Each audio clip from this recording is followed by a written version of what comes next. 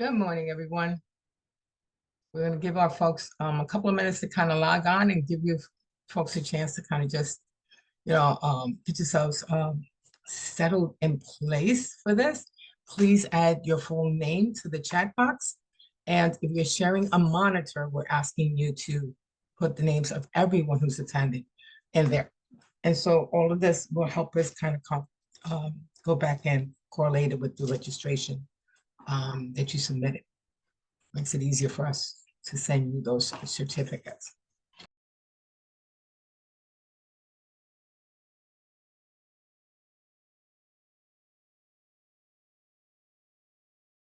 All right, great. Excellent. All right, so it's nice to have you all here. Thanks for being here. And so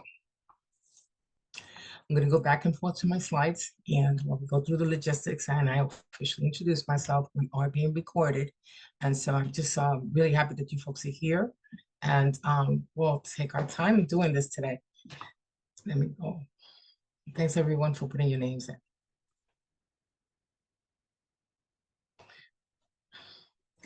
So welcome, everyone, and to the Translating the Guiding Principles of Trauma-Informed Care in Practice. This web training is brought to you by the Northeast Caribbean Addiction Technology Transfer Center. My name is Diane Padilla, and I am your presenter for the next little while. We're together. So I want to go through some, just want to talk just very, very briefly as an organization that is funded by SAMHSA, and we provide workforce support throughout Region 2 for addiction prevention and disciplines for peer services. And so we serve the health profession by providing you workforce support. We bring you a lot of the latest information. We bring you opportunities to access or gain your continuing education credits. Everything is to help you continue to do all that great work that you're doing directly with the communities in need. What we try to do is bring you all the latest and the most innovative best practices that are in the field, but certainly best practices. We do our darndest not to endorse older practice. It's a great way to help you continue to evolve in your profession. And so most of the things that we do is evidence-based and it's research-based. Always best practices considered. I know there's a slight difference there. And all of it is just to help support you where you're at. At the end of this session, now we're on the East Coast, so we are here from 9:30 to 12:30. A few minutes before, sorry, it's 2 hours. A few minutes before, we will stop long enough for you to be able to submit your evaluations. My partner, Clyde Frederick, will put that in the chat box. I'll give you a code to scan. You will receive 3 hours of continuing education credits towards CASAC, CPP, and CPS credentialing, which is prevention. CASAC is, addiction counselors out of New York State. But what's really nice is we're on Region 2, there's reciprocity in New York and from New York to New Jersey. There's also reciprocity credits amongst most states across the country. So the certificates, along with the slides, which I think can be helpful as a reference tool, they'll be sent out within a week or so. We just really need you to fill out that evaluation. And if you have any problems with that, just reach out and send us a direct text in the chat, and we'll make sure to follow up with you specifically. And so some considerations. So let me get out of here for a second. So one of the things I like to mention when it comes to these trauma trainings is that we're so used to being at a heightened state ourselves when we're providing direct services, when we're in our work environment, that sometimes, we go to a training and we kind of tend to relax a little bit. And there has been a couple of situations where I saw that some folks might talk about something and it, what we typically say triggers, it's really, the word is activates, where we feel activated and something kind of comes up. So I'm very mindful that even on a virtual platform, things like this can happen. And so I'm suggesting, but merely by mentioning, I want to raise our awareness that is possible. And if it does, there are certain things you can do. Now, you folks have the raise hand feature. What are some things that if something comes up for ourselves, for us. We're not talking about clients, for ourselves. What might we be able to do in the moment when we're maybe in a certain part of the discussion here on the platform and maybe something gets activated in you? What do you think you can do? I think you could take a breath and possibly take a moment and walk away. Yeah, thank you. That's Janelle, right? Yes. Okay, good morning. So, taking a breath. One of the things that is so, and one of the things about regulating that we talk about, or that I talk about a lot when it comes to trauma, has to do with when you inhale and you could hold on to that inhale for a couple of seconds, and then exhale very slowly. If you do that 2 or 3 times, it helps to regulate and slow down your body processes. And we'll talk about that. But it's something that you can do in the moment.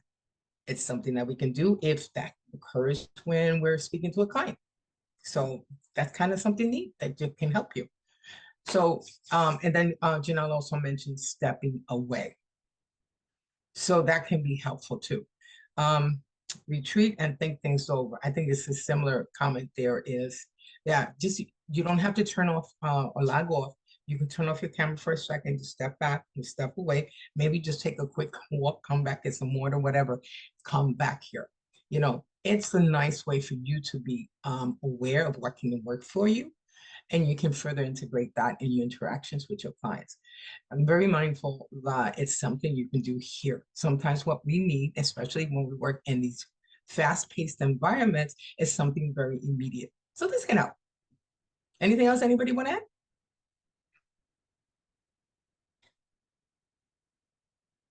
Okay, we will work with that.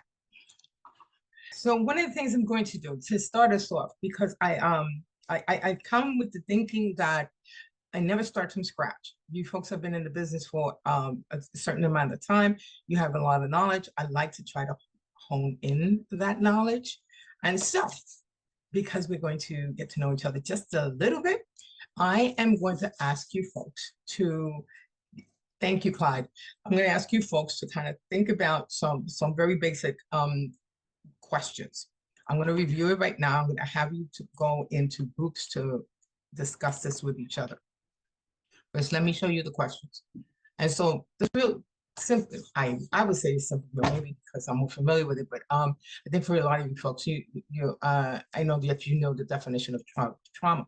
So I'd like you to come into a group and come to an agreement of how you would define trauma. I'd like you also to describe what happens to the body when perceived threat, or when someone perceives threat or danger. Okay, so what is trauma? What happens to the body, say, when they're having a trauma response? Then think about one more thing. Describe a client situation without names, a client situation, an occurrence, what a circumstance, something that happened that helped you see that the person was quite possibly reflecting a trauma response to their behavior. Okay?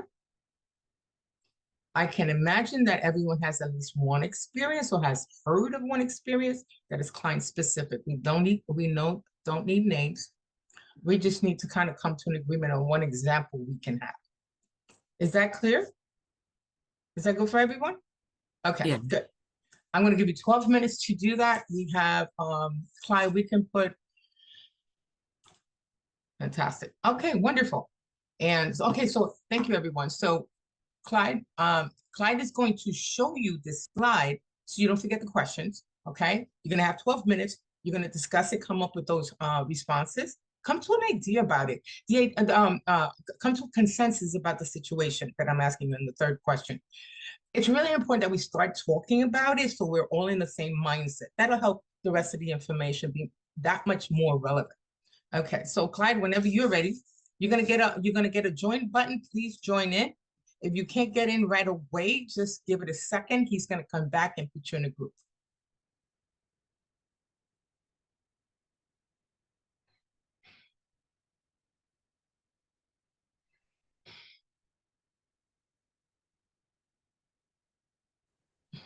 All right now.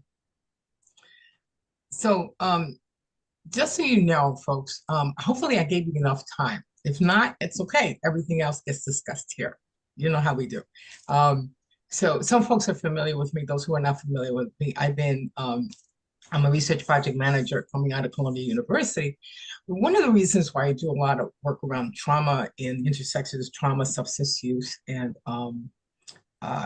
stress actually. It's because I'm not just a trauma support specialist. I have worked with a lot of clients around the same issues when it wasn't as well known as it is today. And so that's why I do that. So some of you I may not know, but I'm looking forward to getting to know you. So hopefully everyone had enough time to have a decent discussion over this. Yes. Oh. Any on any comments that wasn't shared? This is the place to do it. That's okay. All right. So here's so these are I thought the first question was easy, but that's just me. So who would like to raise your hand, please? So I don't miss you. Who would like to define trauma for us? Michaela? I'm not sure if I pronounced it correctly. Yeah, it's Michaela. That was okay. Michaela. Okay. So one of the big things that my group talked about when trying to understand like how would we define trauma to the group was how every individual may experience an event as traumatic in their own way or not. And so it really depends on that person's body and themselves. And so we agreed that trauma is not just the event itself, but the way our body and our nervous system perceives that threat, and how it may overwhelm a person's ability to cope at the time. Very good. Thank you. Excellent. Paula, what would you like to add?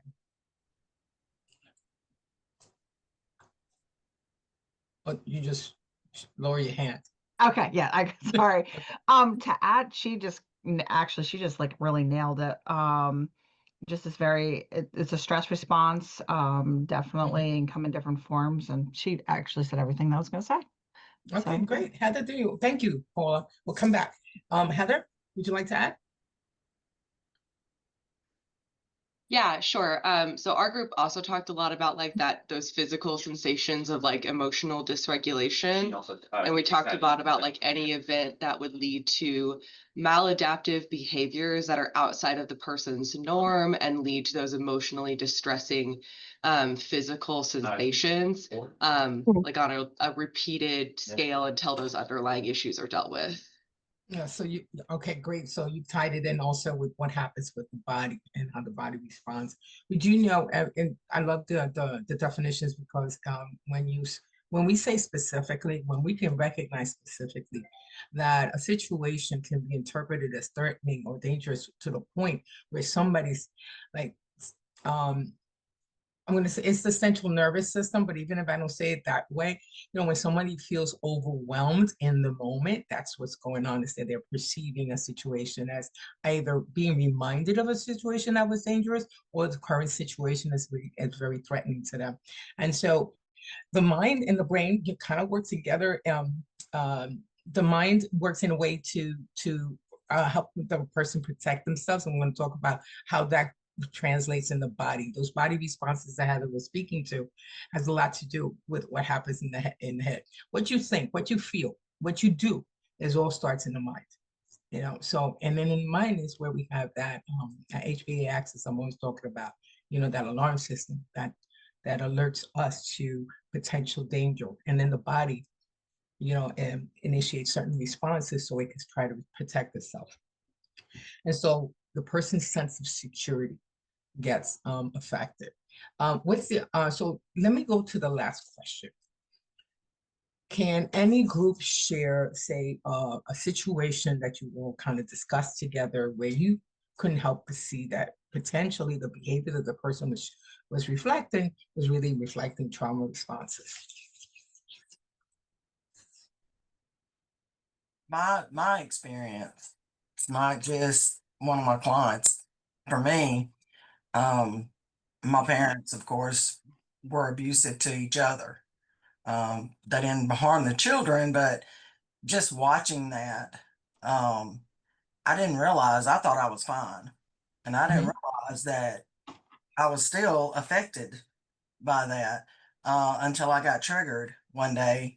Um, and I said it was because uh, my husband came in and he was, I don't know what happened or what was going on with him. But anyway, He had his alcohol, of course, and he threw it across the room, and then he turned and kicked his chair, and we had a coffee table in our living room, and he kicked that, and my mama had given me a big blue bowl, and it was ceramic. It fell off. I said it was because of that, but I it triggered a blackout for me when he kicked that coffee table. So when I started school to get my degree, when we had to have a therapist of our own because we had to know what it was like to be a client. So I was thinking to myself, I'm fine. There's nothing wrong with me. I don't know what I'm going to talk to her about. And that popped up. And I said, okay. I said, I need to talk to her about that. So I did. And she kind of laughed a little bit when I told her that it was because he kicked my mom's blue bowl off that table. That's what triggered me. And she just kind of laughed and she said, honey, she said, no, that wasn't what triggered you. She said, as long as he was directing the anger away from you, like throwing the alcohol across the room, turning his back to you, and kicking the chair, she said, but once he turned and he kicked that coffee table in front of you, your brain said, you're next. And so, out of defense, my defense mechanism kicked in and I blacked out and I crossed the room and slammed him up against the wall. So, I had no clue that was in me. Mm. None whatsoever. So so I asked her, I said, so are you telling me that I could be the abuser?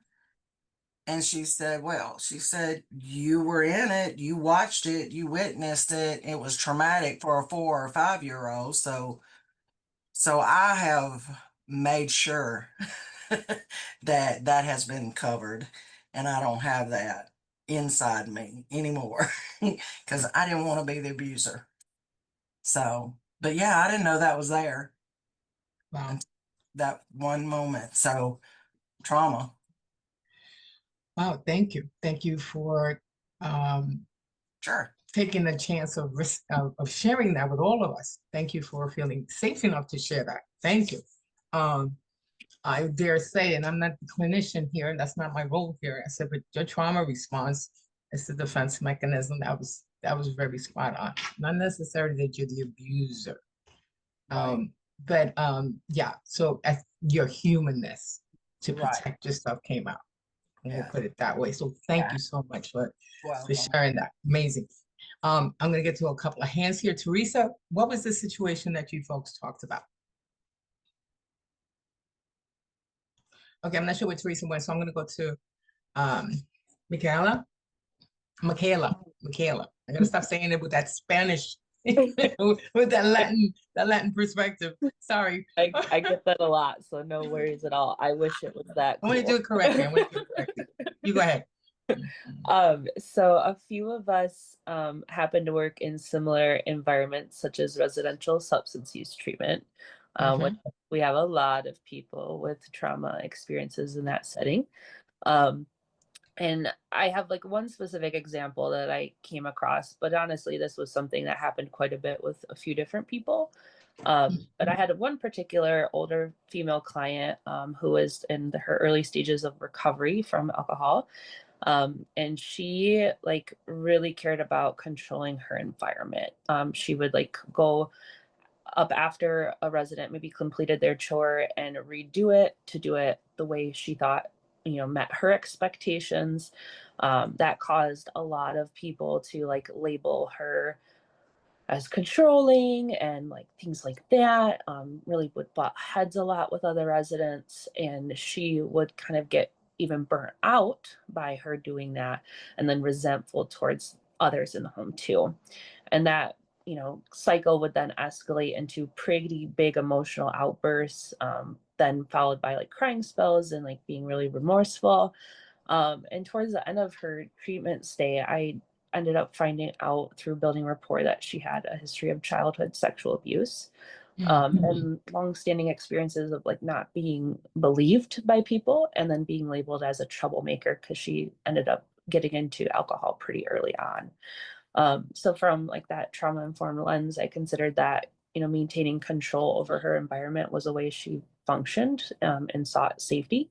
Um, and she was able to actually at the end of the treatment program, everyone shares their life story and how they began to understand themselves. And she actually had the bravery and courage to share that with her peers. And it was one of the most powerful moments in my time working in that job, to be honest. She felt safe to not only like remove that mask she had been wearing, but to let these people who had been judging her know really what was going on. And it taught everyone a lot.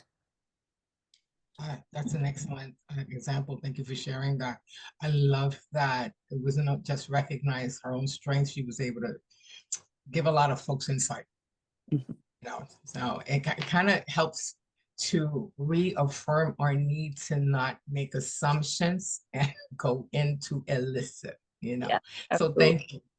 Excellent. Teresa, Okay. hi, good morning. Good morning. Can you hear me this time? I can. Okay. Yeah, our group, we talked about some of our clients that we've run across, two that seem to have some different responses to human trafficking, sexual trafficking. I had a client, I was just meeting her for the first time. I had to do a bio with her. Part of the biopsychosocial is, about trauma. And so she was talking for the most part pretty clearly, a little excessive at first. And then when we got to trauma, she got quieter, some tears. And then when I got to the question about, and I say, look, I always preface it, you don't have to go into detail right now. We'll do that in our individual sessions, and go into more of the coping mechanisms and all that. But anyway, as soon as I asked, has anyone ever done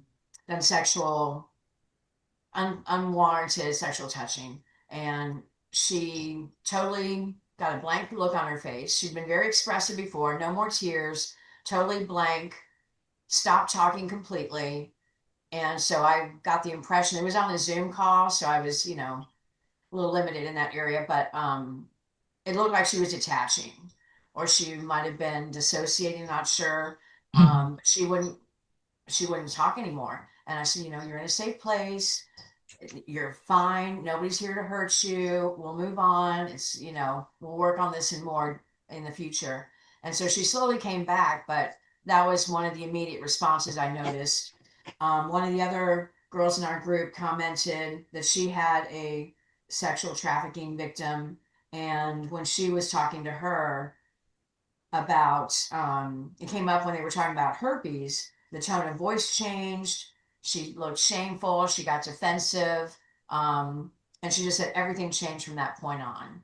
So just touching on these different topics, you could see that they were freezing. They were having a really hard time, talking about it without having these other body experiences and emotional experiences. And then Paula noticed that one of her clients was looping to past events like it happened yesterday, and kind of what the other girl was saying, that she was connecting, it was connected to OCD behaviors. She was seeing that kind of those traits. So that was pretty interesting, I thought. Well, that's a lot of different examples. Thank you so much. And so, what this helps me as a presenter kind of get to know is how familiar you folks already are with the material, which is helpful here. That's kind of the point of this. But also it is so we can share with one another how different situations and different behaviors can be reflective of trauma and how we can address it in the moment. And those are really great examples.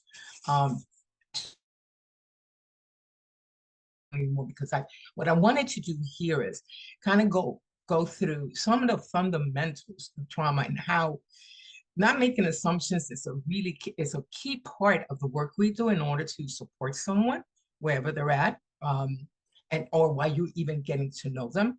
And so because that's very, very helpful. Trauma informed care in and of itself is really a preventive approach.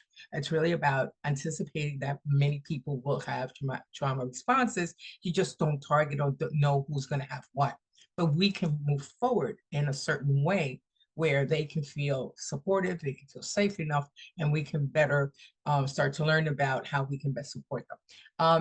And so that's why this particular web session is called How We Translate the Trauma-Informed Principles in Care.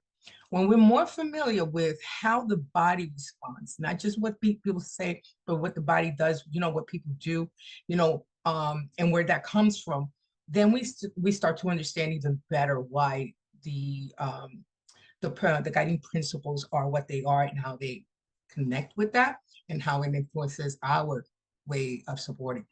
So let me go to my slides. So I want to, I'm going to read this first one. I'm going to ask everyone else to read the others. I want you to think of this. So I want to think about, this is another situation of another potentially dramatic trauma response type of situation. So Susan is 35 years old. If anybody's Susan here, I'm not talking about you, so I'm sorry. So Susan is 35 years old in a residential program. She reports drinking since childhood to numb memories of childhood abuse, and it means and her way of being able to manage flashbacks. So she presents with anxiety and avoids a lot of the group sessions. She doesn't think they're helpful at all. So during individual sessions, though, with her counselor, Susan appears physically present, and sometimes she's very distant, like staring off. So, or sometimes she's slow to respond. So and that's whenever she's had to refer or talk about her past. During a calm routine, and this is very similar to one of the first examples we got, during a calm routine community meeting, she reacted intensely with anger to minor constructive feedback from a counselor, interpreting it as a threat. I'm going to keep this slide here, and I'm going to ask you folks, what is it, what kind of symptoms are we seeing with Susan? If you know, there's no right or wrong, just what you think you see. She's been numbing, she's been drinking alcohol and numbing those flashbacks and memories of childhood abuse. And she presents with anxiety. She doesn't go to groups. She reacted intensely to some minor feedback from a counselor.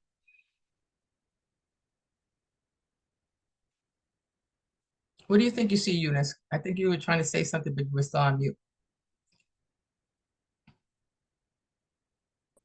I was looking at maybe she's just avoiding talking about it right now. Okay, well, avoidance is a trauma response, yes. I need Okay. to shut down avoiding. Mm-hmm. Okay, thank you. Let's see what you folks put in the chat. Downregulating, not then being activated, avoiding, mentally distant, overreaction, disassociation. Those are really, really, really, really good responses. I'm going to go to the next slide and be more specific because it correlates with what you folks are saying. Her symptoms include the avoidance that Eunice was mentioning and emotionally numbing, the way she was activated and the way she responded to the counselor. Her seemingly, maybe some minor comments. That is potentially, that's also potentially, that can be seen as a threat for her. And so maybe that's why she responded the way she did.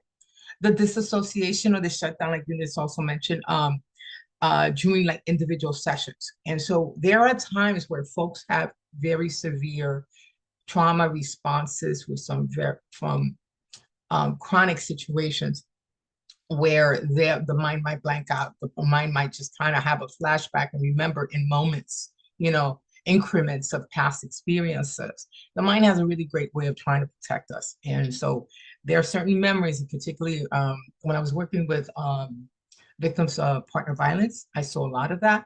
And so that there are certain times they will remember things. I remember one lady, when I was working in a halfway house, one lady had a hard time going to sleep. Because when she would go to sleep, she would have those, what she would call the nightmares when she remembers the abuse. But then at the same time, that was when she became aware of certain things with her.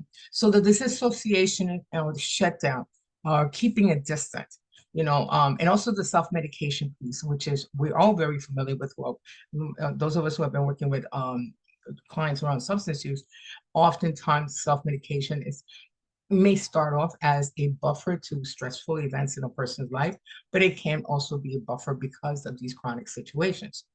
And so one of the things that we want to consider is how do we approach someone who has this situation. So in Susan's case, instead of labeling her and jumping to a particular conclusion without really exploring, or even before you even explore, it really is about not thinking that the person is being difficult. There was a time in our field where things were, well, we would say that's the difficult client, or the client is being non-compliant. These days we've gotten so much more humanistic in our understanding of folks. So we know that when somebody is disengaged, that the provider can use a trauma-informed approach. The idea here is focusing to build trust and establish some sense of safety. A lot of your situations that you shared from the group and you shared up here with the large group had a lot to do with people not just being overwhelmed, not that just that central nervous system being overwhelmed. It's that people don't feel safe. When somebody doesn't feel safe, oftentimes they respond. That fight or flight response that many of us are familiar with, a response to a situation where someone perceived danger or is feeling threatened. It's that they can either run away or they can stand and fight for themselves. That's a self-preservation coping mechanism. And so really want to be conscious of the fact that folks try to do the best they can with what they know. A lot of our clients are not familiar with some of the behaviors that they have in the context of it being a trauma response. But this is for us to understand that, to use that trauma lens, to see that person a little differently so we can better support them. And so, so the whole idea was focusing on building trust and establishing safety, recognizing that her behaviors are survival mechanisms and not defiance. And that might be challenging for most, it's not. It's just a matter of looking at it another way to better see the person. So when we think about trauma, very much what you folks said, it's about, your body system being overwhelmed. It has a lot to do with your sense of security. It really is speaking to a dysregulated central nervous system, where this becomes problematic. It's a healthy thing to have a certain amount of stress is a healthy thing when your body responds even before your mind catches up to situations like if you're crossing the street and all of a sudden there's a car coming towards you.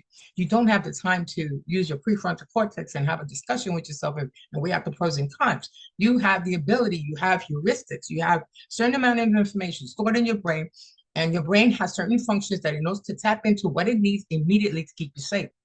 And so the dysregulated nervous system that can do that in the moment's notice, that increases the stress cortisols and tenses your body so you can put yourself to a safe place, that's a helpful survival thing that we have built into us. Without our conscious, participation at that moment, when that gets activated consistently and for indefinite periods of time, that's where it can become unhealthy. And so trauma can have long-lasting effects. And there are some folks who have been, like I have a friend of mine, and she's been in recovery for more than 26 years. My husband's been in long-term recovery even longer. And so a lot of our friends are in recovery. And I will share with you that she has been in, as long as she's been in recovery, she's also been in therapy. Her situations and her experiences during childhood were so intense that she's more comfortable staying with therapy and applying everything that she's learned than staying away from therapy. Some folks do need that constant treatment, that constant care. Without it, she wasn't able to function very well, and she wasn't able to kind of intake what her recovery process was trying to help her understand so she could change her way of thinking in her life. And so not everyone has severe impacts of trauma. And so there's a difference with that. We do have clinicians who are very effective with evidence-based practices, to understanding if some people need EMDR, or some people just need to understand how to regulate. But there are some folks that meet the criteria of stress-related disorders. And then there's a lot of folks who don't meet the criteria who would benefit from trauma support. And that's why we're here today. So sometimes when we see these the behavior responding in certain ways, it may be due to certain things we have yet to learn about with the person. So this is really about the HPA axis. When the mind interprets a situation to be harmful or threatening, is that part of the brain, the same part of the brain that is impacted by grief, same part of the brain that's impacted by substance use. It's the same part of the brain where those memories are retained and associated behaviors are retained. That HPA axis is in that middle part of the brain. That is our alarm system. So when an individual responds physically to a situation, that part of the brain kind of gets turned on and initiates different body functions to increase stress levels and minimizes, the other functions that are not necessary, like digestion or things like that.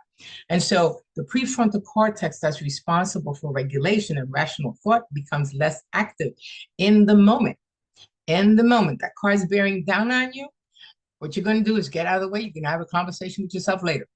In the moment, that's what your mind is going to do. It's done. So that at that point, your mind, your prefrontal cortex is not as important, but your HPA axis is ensuring that the rest of your body is in a state where you can protect yourself. So it's natural. For a lot of years, it was natural to think that trauma was just a mental condition. So much more information has come up. And so we know that it has a biological perspective. And it's all about mitigating threats. So like some examples would include mitigating an emotional stress threat that can reflect in how one may find it difficult to be around people, to have interpersonal connections, or limit or decline invitations for social gatherings. Now that's putting a lot.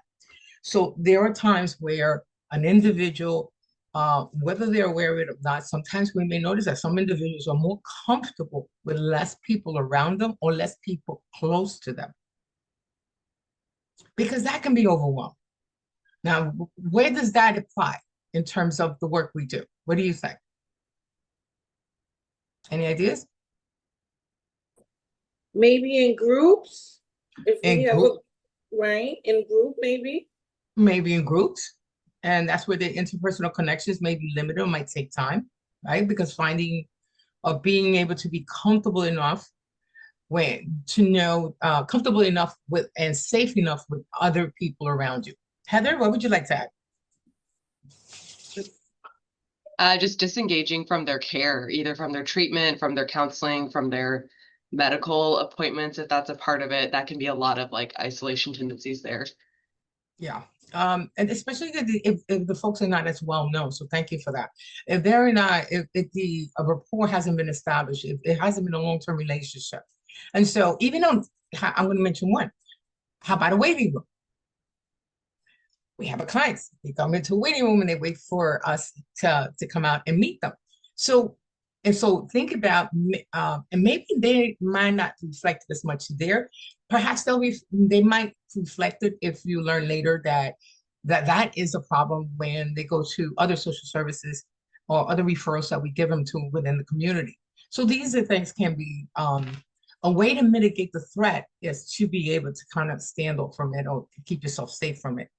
And so sometimes people will not accept certain invitations. Sometimes people won't go to maybe that wedding. Maybe it's more, maybe a person is maybe just had an experience. Maybe they just survived not a super horrendous car crash, but it could have even been a fender bender. It depends on the person.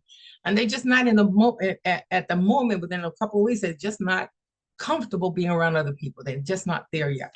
So mitigations of the threat is kind of what we do, try to keep ourselves safe.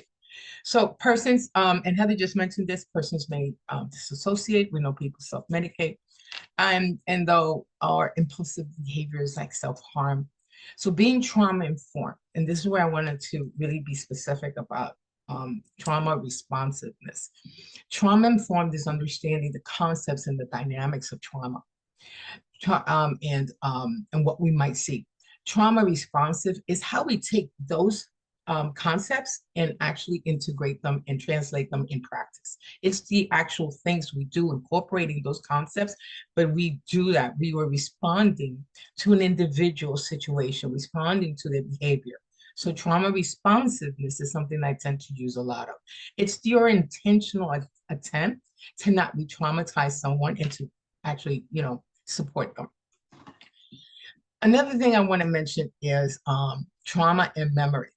Again, and you tell me where this might play a part in the steps that a person takes when they're engaging or being admitted or participating in your programs. So trauma and memory. Trauma can have a profound effect on memories, and that we've already spoken to a certain extent already. And we're talking about like flashbacks. And some flashbacks, folks may have at a moment's notice. It's not a predictable occurrence, but there are flashbacks that come up when someone's memory not necessarily that they're not aware and they haven't shared about their past situations, but maybe certain details of that kind may come as a flashback to people in different, in different instances. So there are some of the research literature speaks to body memories. It's those things that the brain is not necessarily involved in, where the body kind of responds, the sensation, the emotions are remembered, and the body would respond to that memory or that situation that it may be activating them. Like for instance, and this one, it may not be hard for everyone to understand, is about like the slamming of a door or closing a door. So the body kind of responds before the mind has a chance to think about it. Story memories have a lot to do with, I guess, the narrative of what happened to the person, what occurred. And sometimes something like what I was just saying about details comes back in a flashback, or like one of the ladies, one of the clients in one of my old job positions, where she would remember certain things, but only through dreams. It wasn't conscious. And so story memories kind of disrupt the normal way of thinking for a particular person. So how memories are formed, details may be may lag or have certain inconsistencies. So someone who is like, for instance,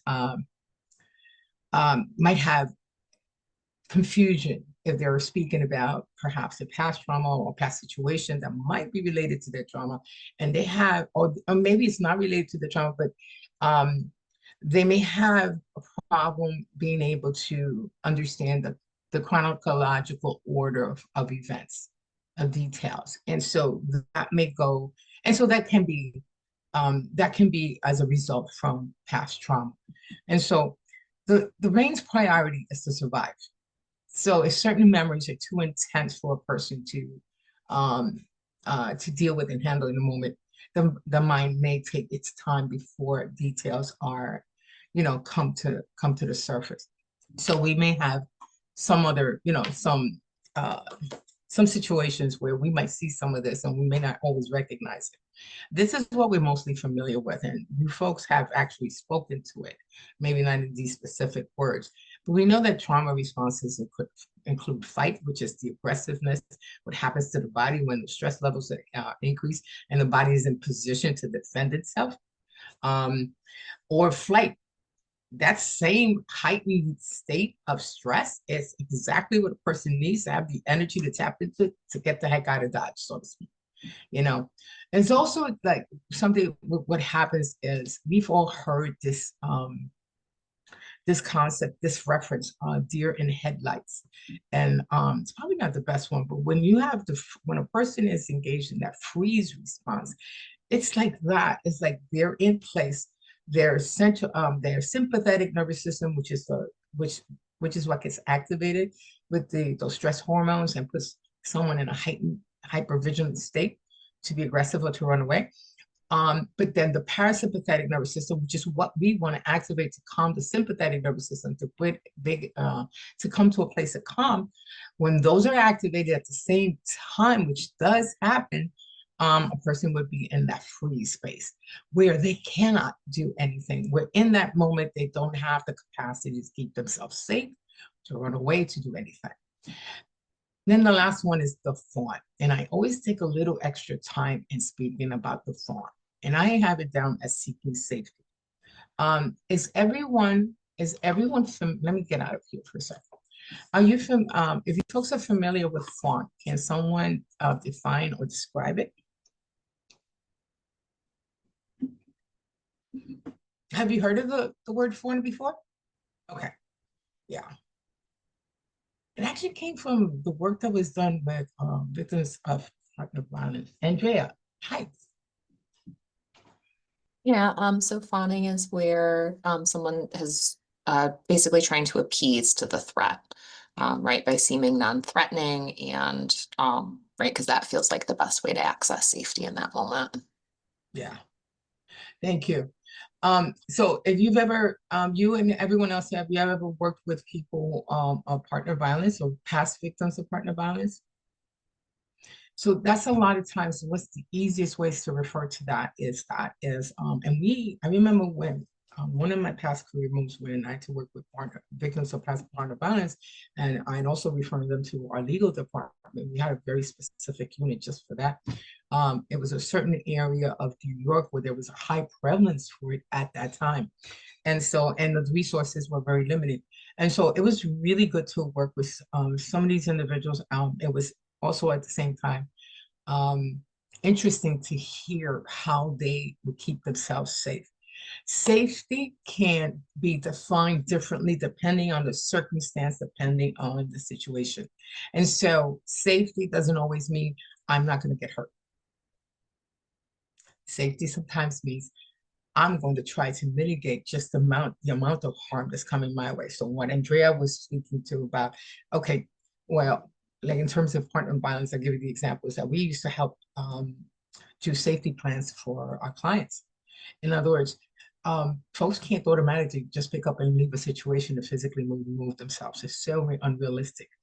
When it comes to that, when someone was fawning and someone had learned how to try to appease the other person using Andrea's words to help that person kind of calm. And so if harm does come, it's not as bad as it could be. Or you go to a certain place in the house where it's less likely to be as harmful as other places. Like for instance, the bedroom might be a better place to maybe have an argument. Not that the person has that much control, but that might be a better place than the kitchen next to the knives. So the whole idea of fawning is really about seeking safety. So yeah, there's appeasement. That's why we hear people sometimes a reference of people pleasing. People pleasing it depends on the context and how we meet it. It's not so much to be accepted by a person to be liked. In that context, like in the substance use or recovery world, we hear that term a lot. To be specific, it's really about the person trying to do what they need to, in other words, for the other person calm themselves down, and hopefully they don't get hurt. And if they do get hurt, they don't get hurt as bad. And so fawning is a concept that's become part of the trauma responses. We always used to have fight, flight, and freeze. It's fight, flight, freeze, and fawn. It's much more. The research in the last many years have always included it, have continuously included it because it's a certain type of learned helplessness that, but it's more proactive in terms of seeking safety for the person themselves. The idea here is that there is no right or wrong way. No right or wrong way to respond to any given situation. Just like any given situation can be interpreted in a very threatening and dangerous way. It's very, very, very subjective depending on the individual, how they perceive it. They are threatened in their world. It's the same thing with the responses. There's just no right or wrong way. And so, and if we ever think that, that's a good sign for us to understand, okay, we need to refresh ourselves on some information. So some of the things that I think that can help us is to understand that sometimes there are certain behaviors we see in our client community that we may misinterpret or can be misleading. And so when someone is fibbing or I say fibbing or lying, you know, it can be a mechanism to just be able to control their immediate environment in the moment, you know, and that's what, and maybe that's the best they can do. I tend to think, and because of the time I spent working with people who were actively using, they're working in a program where it was abstinence based and automatically, and this is before the peer movement, and then we expect them, okay, not to use drug and then automatically to think a different way. That takes time. And people survive in all kinds of ways. And fibbing online sometimes it helps to mitigate circumstances for people in the moment. And so if you have someone feels like if someone is lying more because and it's still a conditioned response, then it's something that we want to look at it with the trauma lens. So the irritability and emotional validity that we see, you know, what we see as aggression sometimes is really more of a safety response, someone looking to feel safe. And we've spoken about that quite a bit now already. Emotional withdrawal or numbness. We saw that in Susan's scenario. And so sometimes a freeze response, sometimes just the fact that a person just gets silent in the moment. I think with us, it gives us the opportunity to practice being comfortable in that silence with a person. Because when we rush people through, it's not person-centered, it's provider-driven. Sometimes it's our uncomfortability that we get to try to push someone to respond. And it's not just because a person might be an older adult. It may be anybody who in the moment might have to consider what they're going to say so they can keep themselves safe. Or they may have a time where they're just not, they don't have the capacity to be responsive to certain things we're asking. There's also this thing about self-sabotage. Self-sabotage is, I think of it as a way of self-suppressing emotions, not being able to feel confident enough to share it, or trying to be strong and getting past it, you know, putting it away somewhere, not necessarily understanding that it can be hurtful or harmful because it can manifest and grow to a degree that it can come out later in another way. The disassociation and memory gaps, risk-taking behaviors, hypersensitivity, all of that can be misinterpreted trauma behaviors. And so the behaviors are more subconscious. Most times the person is not articulating because the body and the mind is responding first. And so the idea here is these subconscious survival mechanisms were once necessary for safety in certain situations, and Heather used this word, but in the present day and in say in the world of where substance use is not is no longer an active activity, and where people are maybe trying to get their supports in place. So the conditioned response, the conditioned survival response in the present day may not necessarily fit. So it can be maladaptive. So some of the things we do know. So what if we have a diagnosis in place, so we have certain things we know about the clients that we're about to meet or we've been working with, we know that that's insightful because we know we can anticipate that possibly folks probably may have had some issue or trauma. And even like that, I'm still going to say possibly. I don't want to assume because I don't want to be influenced into thinking I know what's going to happen, what kind of response they're going to have. So combat veterans, people have seen combat theater. You know, there are folks that we've worked with that have gone and taken 1, 2, 3 tours. You know, remember those times during the situations that were occurring in Afghanistan, Iran, and all that kind of thing. So so that can be insightful, just knowing, okay, this is the combat veteran. You start to learn where when they were in active combat, when they were in the combat theater, and then you can anticipate that, you know, you really need to be trauma informed in how you approach them. Past or recent incarceration. How many folks have seen the need to be trauma informed with folks who have had those past experiences? And what was that like?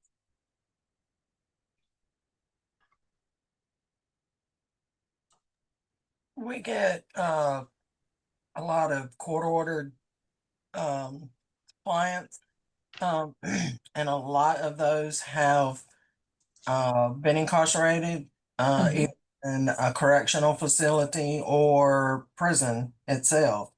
So I see a lot of trauma-based emotions and grief and anger and frustration and stuff like that out of our clients that have been incarcerated for like a long period of time. So thank you for mentioning that, Naomi. when I think about, folks that are mandated, one of the things that comes to my mind, and that was when I was doing direct services, is, you know, and because you mentioned also, long term, staying, being incarcerated for some period of time. Even before the incarceration takes place, even for folks who are not jailed for a long period of time, or they're not in prison, which is the long term and a sanction, the getting arrested, how people get arrested, the whole process of getting people fingerprinted, putting the handcuffs on, the manner and the circumstances and all of it, and how it occurred. That alone can be super traumatic for a lot of folks. I know problem-solving courts or drug courts tend to look at that as an opportunity, that crisis point as an opportunity to engage them in treatment. I would say for our part, I would say that that's also the opportunity that kind of just started things up for some folks. So, so I would think about that as well, and incarceration can even over the long term. So thinking about those things, how about intimate partner violence? I spoke about that. Childhood abuse. How many folks remember or know enough about the adverse childhood experiences? Okay. All right, so the childhood experiences, and this is a big study that happened. Before I get into the study, let me just say, when we were kids, when people were kids, guess what happened? Now, for a lot of folks, it was discipline. Discipline looked different in every house. Discipline could have been a beating with a belt, or the branch from the tree, or discipline could have been a very coercive way of being how do you say? Let's just say this. I remember how my mom, she would say something and we were kind of terrorized in place, like we didn't dare move. So that can be something that can be pretty traumatic, depending. It could have been just a disciplinary approach.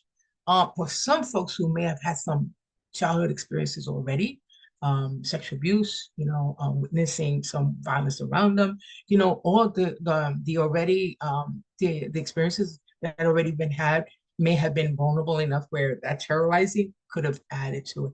It can go through such an range of different things. So how people are raised, disciplinary actions, can constitute childhood abuse to a certain degree. The study itself, they followed 17,000 people. The study itself followed people for over a 10-year time span, and they were able to correlate the very extensive study. They were able to kind of connect the dots, so to speak, to conditions and situations that people were, experiencing as adulthood, connecting to those who had so many childhood experiences. There was a scoring system. 2 or more adverse childhood experiences increased the likelihood of substance use, of mental health conditions, of medical, physical situations, particularly also something we know a lot about, disrupted development, during adolescent years, to through the different years before 21. There's a lot of different developmental stages that can get disrupted. And so the more someone scored higher, on the ACE screening, the higher the likelihood that they had a multiple different conditions. So we know that childhood situations occur for everyone, and occur to a certain degree for everyone. Maybe I don't want to make a template an absolute statement, because that's unrealistic. For many of the folks that we provide services to, many people, we're resilient human beings to begin with. And many times we resolve, we move on. For folks who have had chronic issues over time, building unresolved issues, and where it accumulates, they may have a higher score on the ACEs, and probably can be connected with present day situations, co-occurring disorders, medical conditions, and so on. It also increased folks who had like 4 or more. This is the one statistic that stands out in my head, that folks who had scored 4 or more had a 1,224% increase in suicide ideations and suicide attempts. And that's phenomenal. and I get geeky with research and with the statistics, because I like to see if my community is somewhere in the statistics, because it's going to inform how I engage them. But that statistic kind of just blows my mind. And so what we didn't used to look at before, now we consider. And so it gives us more information, more opportunity, more of a motivation to be more preventive and more trauma responsive. And so one of the things that we do see here, let's see, okay, we're in good time. One of the things that we see also, re-traumatization, and that is kind of like part of what kind of happens, you know, sometimes when we're not as informed, our environment is not as trauma responsive. And so it's a situation, attitude, interaction, or environment that reminds an individual of past trauma and activates. And I always put the word triggers because people still use that word, but the appropriate word is activates. Activates the overwhelming feelings and reactions or responses associated with that experience. And it doesn't have to look exactly the same. If a person is past a survivor, maybe even a thriver, at that stage of empowerment due to past trauma from being a victim of partner violence, a person can still, to some degree, depending on the person, not everybody, but to some degree, still have a response when they see certain graphics in a movie, when they are in an environment. These folks may not be the ones who will be the biggest fans of going to see, you know, wrestling, of going to see boxing, you know. So we start to understand how it correlates and how people may stay away from certain things. Re-traumatization is when in a situation something occurs, they kind of go back to their body, their mind remembers what a past experience, and they're activated into a response. So it can mimic details of the original trauma, or not necessarily specific, but it always kind of speaks to loss of power, loss of control and safety. And so let me go here. So re-traumatization in treatment settings. Let me give you a few examples. The rest of this is going to be a lot of examples, and we're going to correlate it with the principles.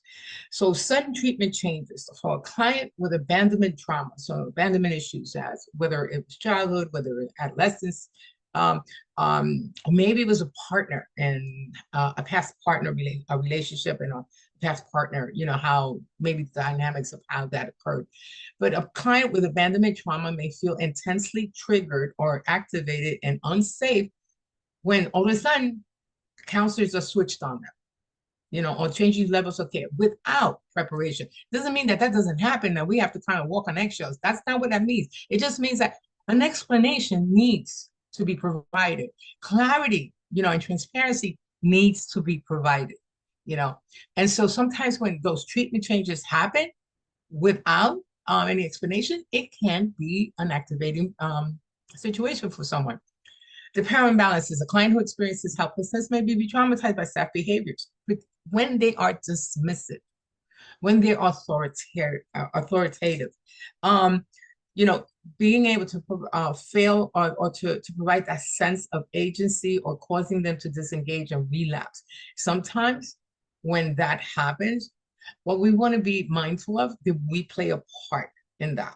Maybe not. Maybe the environment itself. Maybe certain things are happening in their life that causes them to feel this way, right? But mostly in terms of providers, and this is why I'm using this perspective, we want to not be dismissive, and we don't want to take charge. Person-centered care is always still about meeting the person where they're at instead of us taking charge for whatever the reason.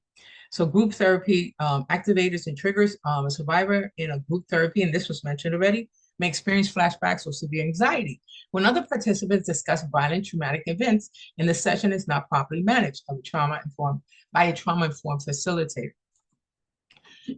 Super important to understand the dynamics of the different sessions and activities that we want our clients to engage in. So there was a time when we used to do treatment, and treatment used to be, you know, the therapeutic, the TC model.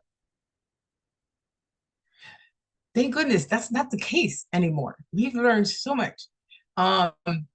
Confronting people, you know, even I remember there was a time we used to hear about folks when I said, I don't know, there was some grievance, and then council should take two individuals, one individual, one person gets put right in the middle of the room, and everybody else had to kind of help unpack a situation that was not good. The person was put on the spot, under the limelight, so to speak. That is supposed to be non-confrontational at that time with modified TC models. That was confrontational, nevertheless. Not just the person in the middle, even other people having to witness that, having to participate in the group could have been affected. And I heard that somewhere.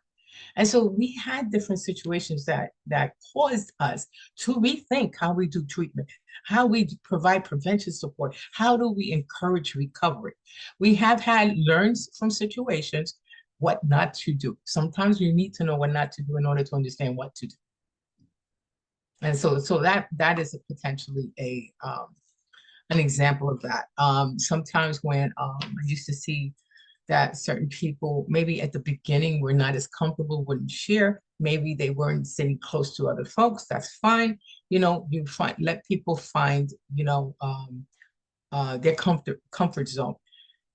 At the same time, it is my responsibility, though, to ensure to let them know that they're going into a group, but also to follow up when I see that behavior, just to check in on their wellness. Is there a situation? Did it just, some people just, they just wanted to listen that day. They don't want to really participate.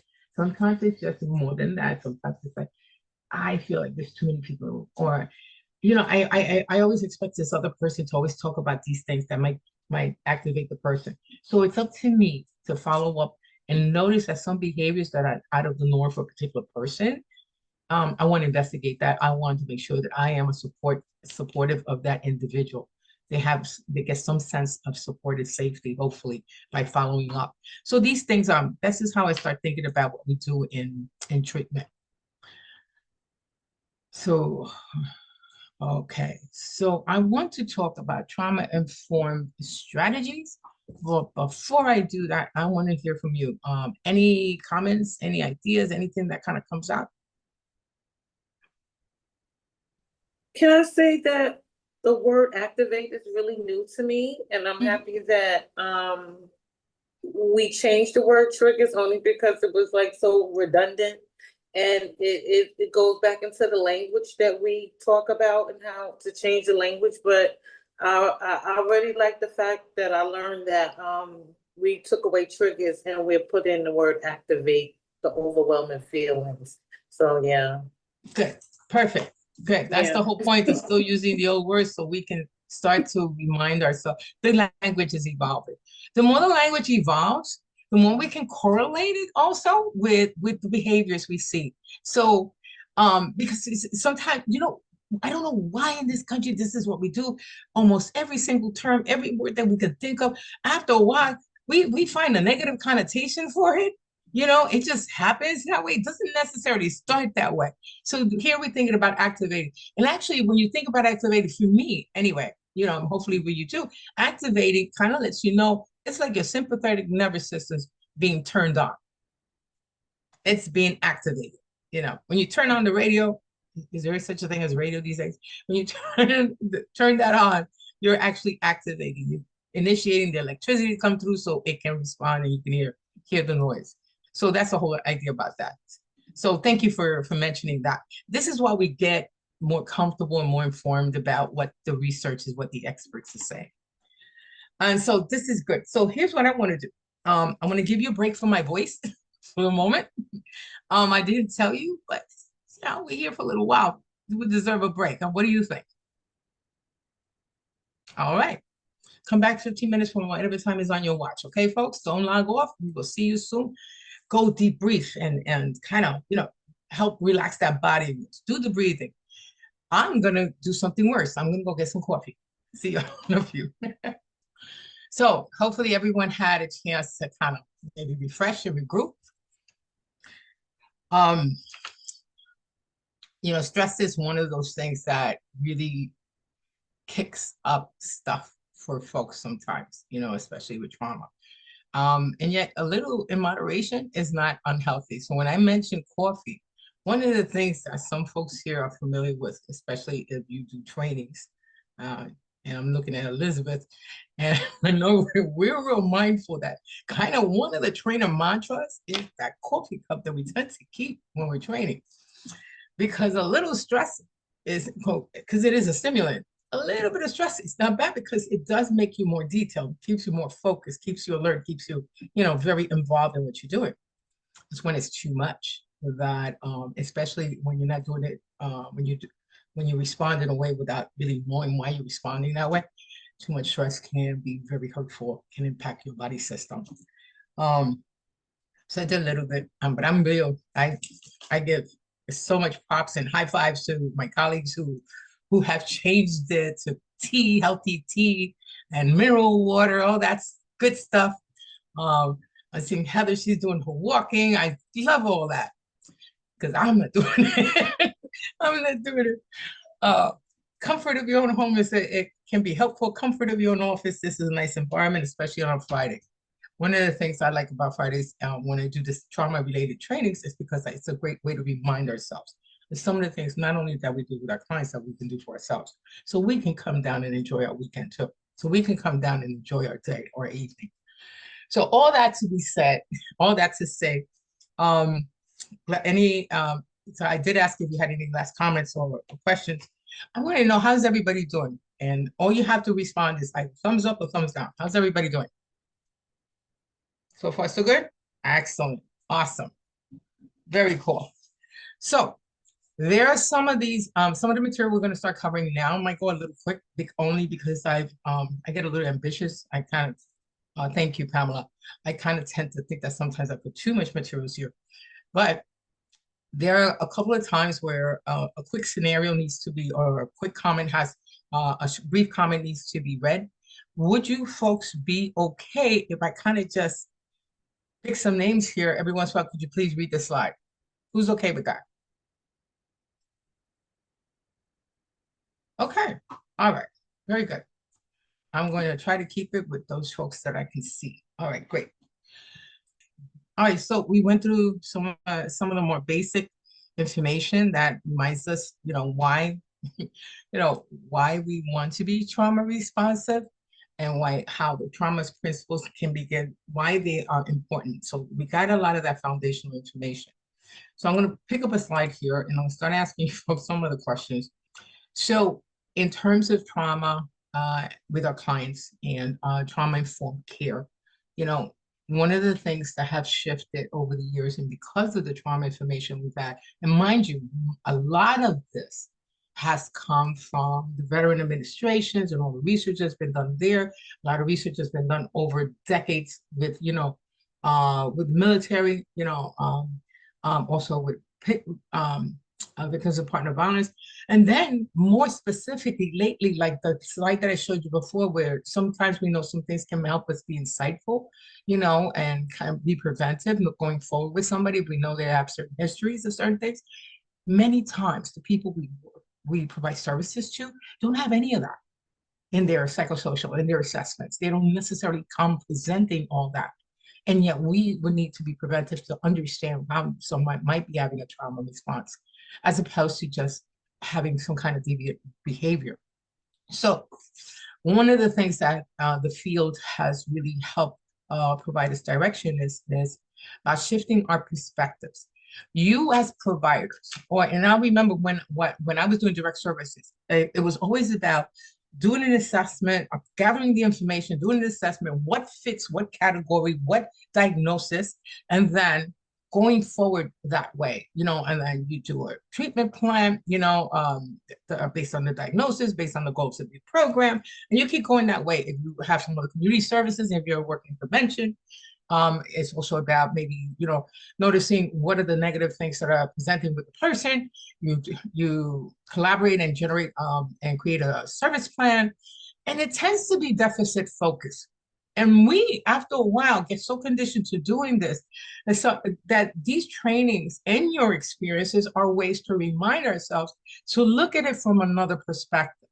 So shifting perspectives for trauma has to do with, instead of thinking that there's something wrong with the person, we're so much invested and conditioned with pathological approaches to incorporate the negative, make it fit a particular square, and then going from that direction, do we want to go to a trauma-informed perspective of what happened to you, not necessarily what's wrong with you? So the field, especially when trauma first became, when the tips came out for the SAMHSA published, um, uh, one of the things that they emphasize a lot is about considering us looking at things a little differently. And so what is wrong with you, the older traditional approach to working with folks? The traditional medical model office, often has a category, symptoms, diagnosing behaviors, anger, numbness, or panic as disorders. I think about the anger. I remember how many times we used to, or my colleagues used to refer one of the clients to anger management. And that was before we understood the how comprehensive and how informed we are today about what trauma is, because anger can be a trauma response. And so that is helpful in terms of, as clinicians, how we're going to approach and how we're going to treat someone. But what about folks who are not with a diagnosis? Our traditional model is usually focus on the symptoms, diagnose behaviors. If they fit the criteria, they get a diagnosable disorder, and we go from there. So the focus, it kind of looks to isolate the behavior and labeling it by the misfunction. So even though we're not consciously necessarily aware of it, so I think that many times if we get used to these approaches and protocols, we tend to be deficit focused. We tend to be more coming from the negative side, seeing what's wrong with the person so we can help fix them. So the focus isolates behavior, labels dysfunction, weakness, or personality choice. The view of behavior is seen as a problem to be corrected or a symptom of mental illness. I think so many other first responder disciplines and professions can benefit or do benefit from these trauma-related trainings and web sessions because they see a lot of it. You folks do too. They see it from another perspective, but we don't want to get used to seeing a certain behavior and categorize and put it in a negative context. So using a trauma lens means to get away from outcomes can lead to shame, stigmatization, or feeling that one is broken rather than hurt. So the other approach we take in trauma-informed care or trauma responsivity is we look at trauma as a response to events that breaks their sense of security, causing them to feel overwhelmed or helpless, or perhaps responding even with aggression as them trying to maybe try to keep themselves safe. It recognizes the impact of life experiences, including abuse, neglect, and accidents or loss. The behaviors are seen as adaptation or coping mechanisms that were once necessary for survival. Many of us who work in treatment for any length of time are used to seeing what worked and to survive in one context of existence and not necessarily what's going to work healthily in a healthy way for a person when they're not in that using world. And so what was working for another situation may not work now. So the outcome that we're looking to do, the approach we're looking to use is to promote compassion and understanding. And the only way for us to understand is to start to connect with that person, elicit information from them, help them feel safe enough that they can be responsive with us. And so we can understand what are the dynamics that we have to help address. So they have the potential for healing by addressing the root causes. Now, the 3 R's that many of us are used to seeing, and we've all seen this before, is understand, I didn't give you statistics on this, but we know there's a high prevalence of trauma impacted individuals, particularly those who come to treatment. I had a statistic up a couple of days ago about just in general, the general American population, almost half of the American population have had some experience with trauma or trauma response. I would think that that's I would think that it's really everybody. If you're here, you survived the pandemic, you have some experience with that. And so it's a lot more widespread. It's just that I would say it's more insidious. It's really up to us to have our antennas up and be able to pick up on cues. So we want to recognize the signs and symptoms or potential. Let me just say potential signs and symptoms, because no one sign or symptom is specific to trauma and specific to every person. But we want to be aware that some responses may likely be trauma responses. And so that could be not just the clients you work with, but their support system. We want to respond very specifically. We want to integrate, what we know about trauma, the trauma-informed care principles, which we're going to go into now. And so that way we can also be in a better position to not re-traumatize someone. These days, we are providing services in a lot more informed way than we ever did before. And so some things that some folks here may be familiar with is that, there are some folks who do screen, who specifically screen for trauma. We have the PTSD checklist from the DSM-5, 17 items. The thing I would say about screening is I do a lot of screening, brief intervention, and referral treatment or expert technical assistance and implementation. I've worked with individual organizations around including that best practice. And so one of the things about screening that's important is like, it's not just asking questions. We're asking questions to understand, is there something that is coming up for us to explore? It doesn't mean it automatically goes to a diagnosis because there's an assessment that needs to be taking place, but you want to provide an early screening to be, if that's within the context of the work that you do, so you can better inform the potential treatment plan, the potential referral resources that you might provide someone, the engagement, how you initiate a rapport with someone. So the PTSD checklist, the life events checklist, early trauma inventory, these are all different types of screeners that are available. Some folks are already using them. Direct and supportive interviewing is really about asking maybe directly about a history. Once you set the stage, and we'll talk about that in a second, set the stage and create an atmosphere where the person is more likely to feel safe than not, and asking permission, we can ask about histories of abuse. And we can be more transparent about that. We may even know that there are times where the person is not sure how to respond to a question, and that's okay because we know the memory gets impacted by a variety of different things, but very specifically by trauma. So we do a safety assessment. Safety assessments typically to screen for suicide ideations, and so or any active. Some situations that may be presently active that might present threat. Ongoing assessments, if we always want to come back, whatever, when we work in treatment, we don't necessarily capture all the accurate data right in the beginning. Somebody stops using right in the beginning, or somebody engages or initiates the medications for opioid use disorder or alcohol use disorder programs or MAD programs, so one of the things about, it's not just memory that gets impacted, is that over time, when somebody is using their mind without substances being part of it, it takes time before that mind relearns how to process information in a healthy way and in an accurate way. So it's a good thing we have reassessments, over time, because you should not expect to get all the information accurately right from the beginning. But at least you have something to compare it with. It's also a nice thing to be able to do a 90-day assessment and see how much more information has been given, and you can tweak your services or treatment plans and better see the client. So translating trauma-informed principles in practice.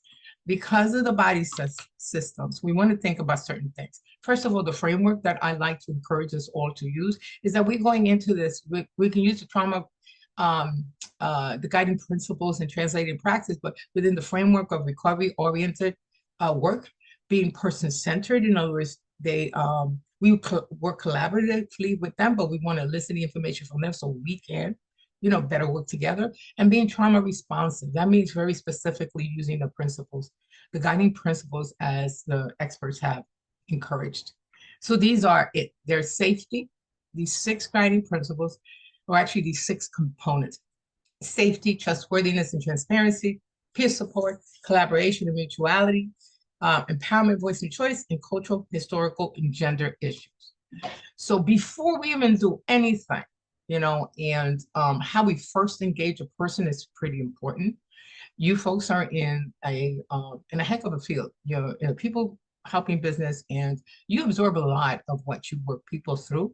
And there are times where we forget to process our own feelings. So like before you reach out to help, interoception is really important. Like understand, like the way we feel on Friday may be substantially different than our level of energy and awareness that we felt maybe Monday or Tuesday. And so being able to intentionally look at ourselves and how we present is key. It's something that we talk about in motivational interview all the time, is how is the in my spirit is how we present completely and totally when you work with each person. There are times where we're going to be tired. There are times where we have so much on our plate that we may not be as focused.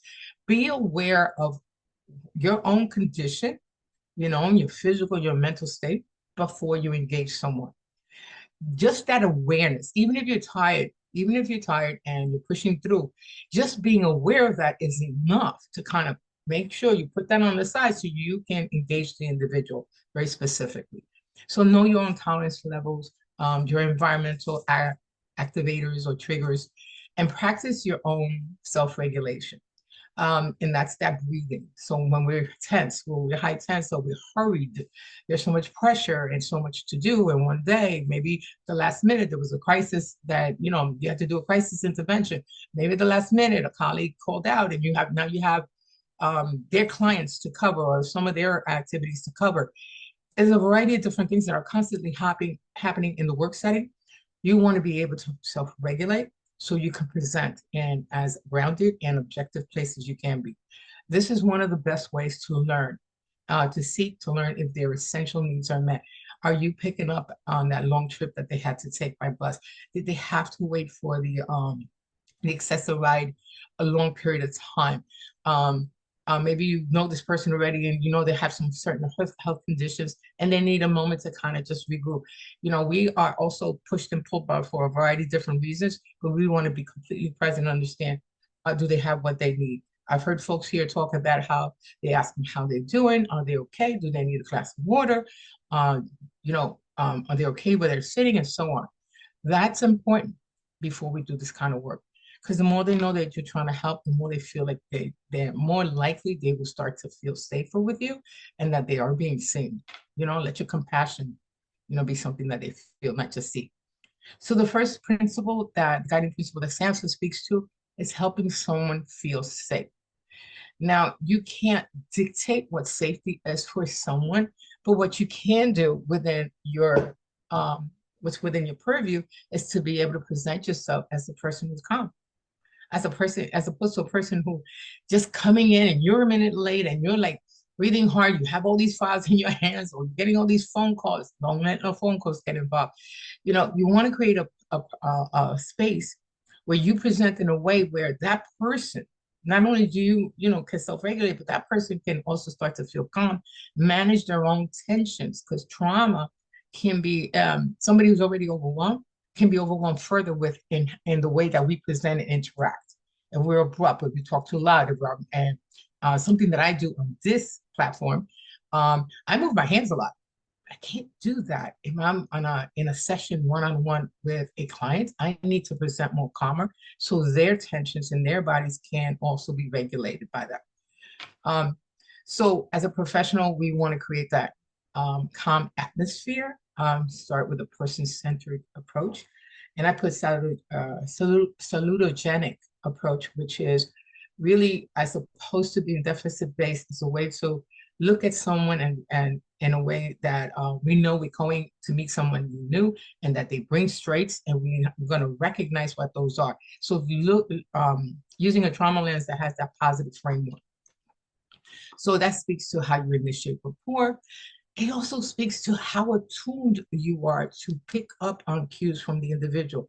Just imagine, just after you already start having a conversation, and then, and this, and MI is really good for this, for person-centered care and being attuned, is that we can elicit information. Sometimes we hear beyond what is being said. Sometimes we can feel that the person may seem hesitant for whatever the reason, so being attuned to those cues.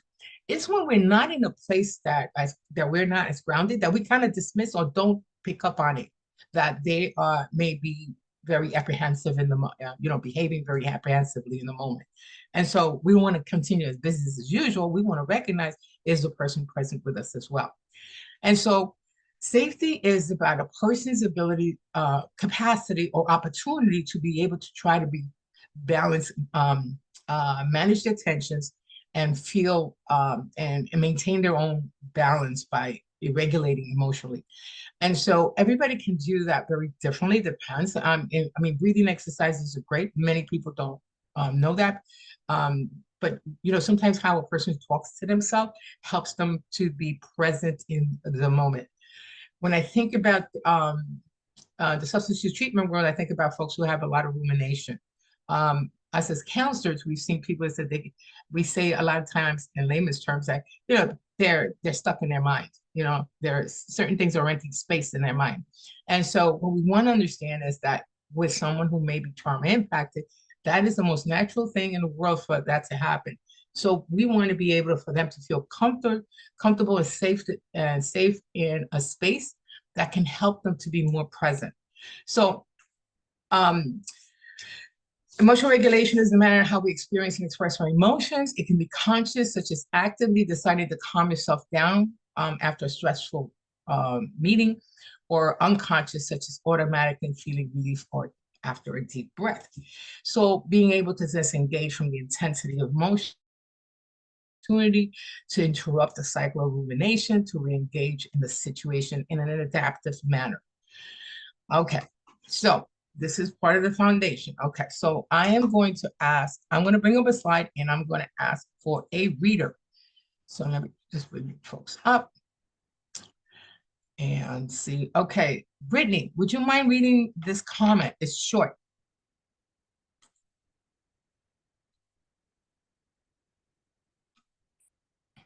A client who experienced helplessness may be re-traumatized by staff behaviors that are dismissive, authoritarian, or fail to provide a sense of agency, causing them to disengage or relapse. Thank you. I included that in a different slide. I shouldn't have it twice. Thank you so much for that. So here what we're talking about is trustworthiness. We talked about safety, trustworthiness being one of the principles. Trust is part of someone feeling that they can rely on you to listen. Being seen, being heard is really important for someone who decides to risk to share with you intimate information. And so being totally present is really key. So, and also, it's also person-centered care, and part of responsibility is being able to work with their strategies, their strengths, their values, you know, their perspectives. So that is important to elicit. So can they feel regulation? This is when we're talking about trustworthiness, we want to consider, does the person feel comfortable enough, you know, or at ease speaking to you?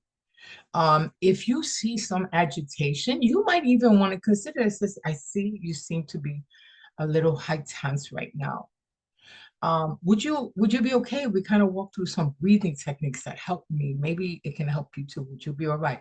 Even if they say, no, this is okay. So I'm going to give it a second. You tell me when we could start. It's that opportunity that I am being mindful of what how they may be feeling right now. This is going to help us maintain our communication, keep it consistent, open, and respectful. Respectful, I always say, is not just that I'm not rude. Respectful is that I hear their voice and I integrate that in whatever I'm discussing, and how I support them in this, you know, through our services. So respectful and compassionate. We don't want to assume that we know their world. Even many of us with lived experience. And that is one thing, that's probably the only time I can use an absolute statement, is that we are all experienced with trauma, having survived the pandemic. And we all have different levels of experience, whether we're a peer or a clinician or not clinical practitioner, you know. So, but we don't know everybody else. We know ourselves, and we can use that as a way to be more understanding and more patient with someone else.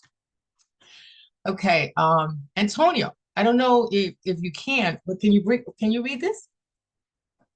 A client with early life abandonment issues may feel intensively activated and unsafe when abruptly switching counselors or changing levels of care without preparation.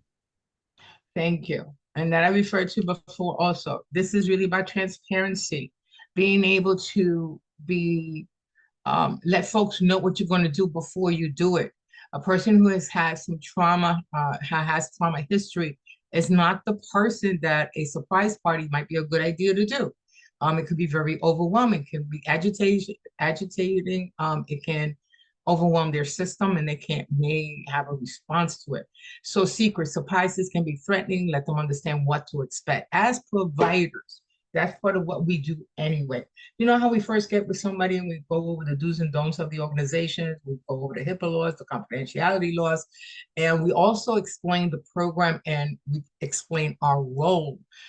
All of that is part of transparency, but also adding in along the way, there'll be certain things that might be likely to happen. Like if you know that you will be taking vacation at a certain time and that person's due to come in for some kind of resource, whether it's group or something else, you want to be transparent and let that person know in case you're the resource that they come to every once in a while when when certain situations are going on.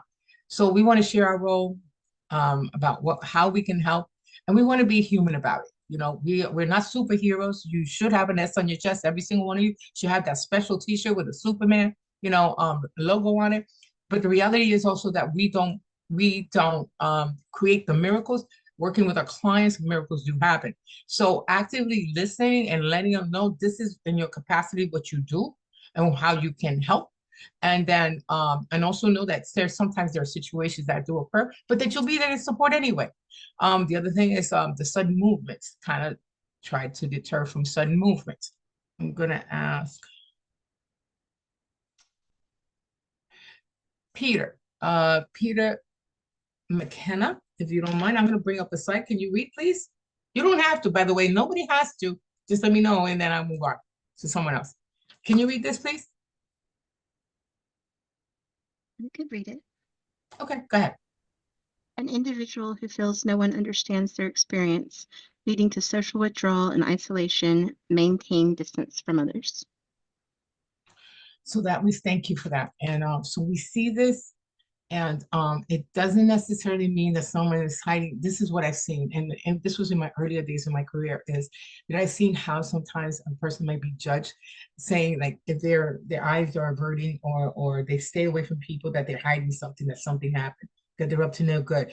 That is we are much further away from the days when we used to think like that. But this as somebody who is withdrawn may be uncomfortable in their current environment. So what can help? Peer support and partnership, creating relationships that help somebody, that help someone feel like they have support that other people may understand. Many times when a trauma impacted individual is feeling distant or doesn't feel safe enough to connect with other folks, they don't know who could be a safe person. Even just trying to initiate a connection with an individual can be hugely challenging for some folks. And so, and then when you share information, especially if they have past experience with this, and you may have had your own personal and professional experience with this, is sometimes you do share about a situation that may be challenging for you. So we can take this and connect it to what clients might go through, is that, and then we find that the person we shared it with, we thought it was a safe resource, although they actually turn out to be more judgmental than anything or minimizing. And so peer support is especially important because no one heals on their own, and healing begins with safety, but it's also who they can feel safe with. So other peer support, this is part of the reason why we sometimes see that when we have clients in groups, and sometimes we can see that sometimes a couple of people start to form a friendship. That allyship that we engage our clients with also is allyship, that peership that happens within a group when somebody else understands what you've been through. And so that is hugely important. There's also collaboration and mutuality, benefiting from others and making contributions to others. There is, I'm going to go back to the peer support in a second, but I do want to mention, and many of you are familiar with this, post-traumatic growth. One of the things, a good example is, again, I'm going to go back to some of the individuals I used to work with when in partner violence or domestic violence. And so these victims, there were, every once in a while, there was someone who wanted to be more than just a survivor. There were folks who were still victims, even though they're no longer in the situation. So it's that ability to start to grow from it and to get better with your trauma responses and your realities and how to manage that. And then taking that and helping other people, being a source of support yourself, that is often what we refer to as post-traumatic growth. And so when someone may have experienced and has learned certain things like how to be more solution-based or share activities that a person does can be helpful. Collaboration mutuality, one of the best examples I can give you is like the peer movement, SERPAs, CARCs, peer support specialists who have lived experience and are able to contribute to others behind the successes that they've had in adapting and living life anyway, despite the challenges. And so for someone who has trauma, that may take time, but that might be something that can be helpful to them in the long run. And so benefits of peer support. The isolated survivor, a client who feels no one understands their experience, distrust of clinicians, a client who has had negative experiences, navigating life post-trauma, client facing practical challenges as a result of that traumatic impact. Yes, HIV case management. I used to do that too. That's great. Stigma and shame. A client dealing with internalized shame who could benefit from witnessing others thrive despite similar experiences. So often what we can do is validate and normalize, that the responses, it's the responses are not uncommon for folks who have had situations, and it kind of helps to the person to help them feel like they're not, not just broken, but to feel inspired and hopeful that they can evolve, that they can grow out of despite the past circumstances. It's a way for us to help empower them. Peer support also help the person regain a sense of control. Part of the safety and part of voice and choice is being able to have a say-so in what you do and don't do. When a counselor dictates, this is the program, this is the resource I gave you, this is the one you have to go to, the person is not an active participant in the sense that they agree or they see the benefit, or they were even given the option or the question saying, this seems like a good resource, and you explain it, it says, do you think you would like to engage in something like that? Giving a person a sense of control helps for them to manage their tensions. Practical modeling peers can offer guidance on daily management and navigating recovery. And reduced isolation, because when you have peers, when you don't feel as alone, you're more likely to be feeling supported. So peer support groups can be a safe space, and we've seen that, was just mentioned, to connect or reconnect with others. This is especially important, and I dare mention this in terms of clients who we work with who after they come to our programs, after they see us, they go back to their family environment or their environment where they're from, where others around them are not necessarily the safest persons to talk to. And so that may be something to consider. So reducing isolation, it is possible to feel isolated and lonely in a room full of people. And many times a person impacted by trauma who knows that the people around them, even though they love them, don't really understand that person. We want to be able to reduce isolation for even those opportunities, even those situations. Can I have a reader to read this? An individual who is hesitant to discuss a traumatic event is pressured by a friend or partner to get over it, or it'll pass. This can replicate the original abuse, as it dismisses the person's feelings and prevents them from processing the experience. Okay, thank you. So what do you folks think about that? Yeah, go ahead. I was just saying I agree with it. So, all right, so to make it relevant to our work world. So I'm thinking about when our clients have choices and when they don't seem to have choices, or not so much choice. Let me give you a better example of that.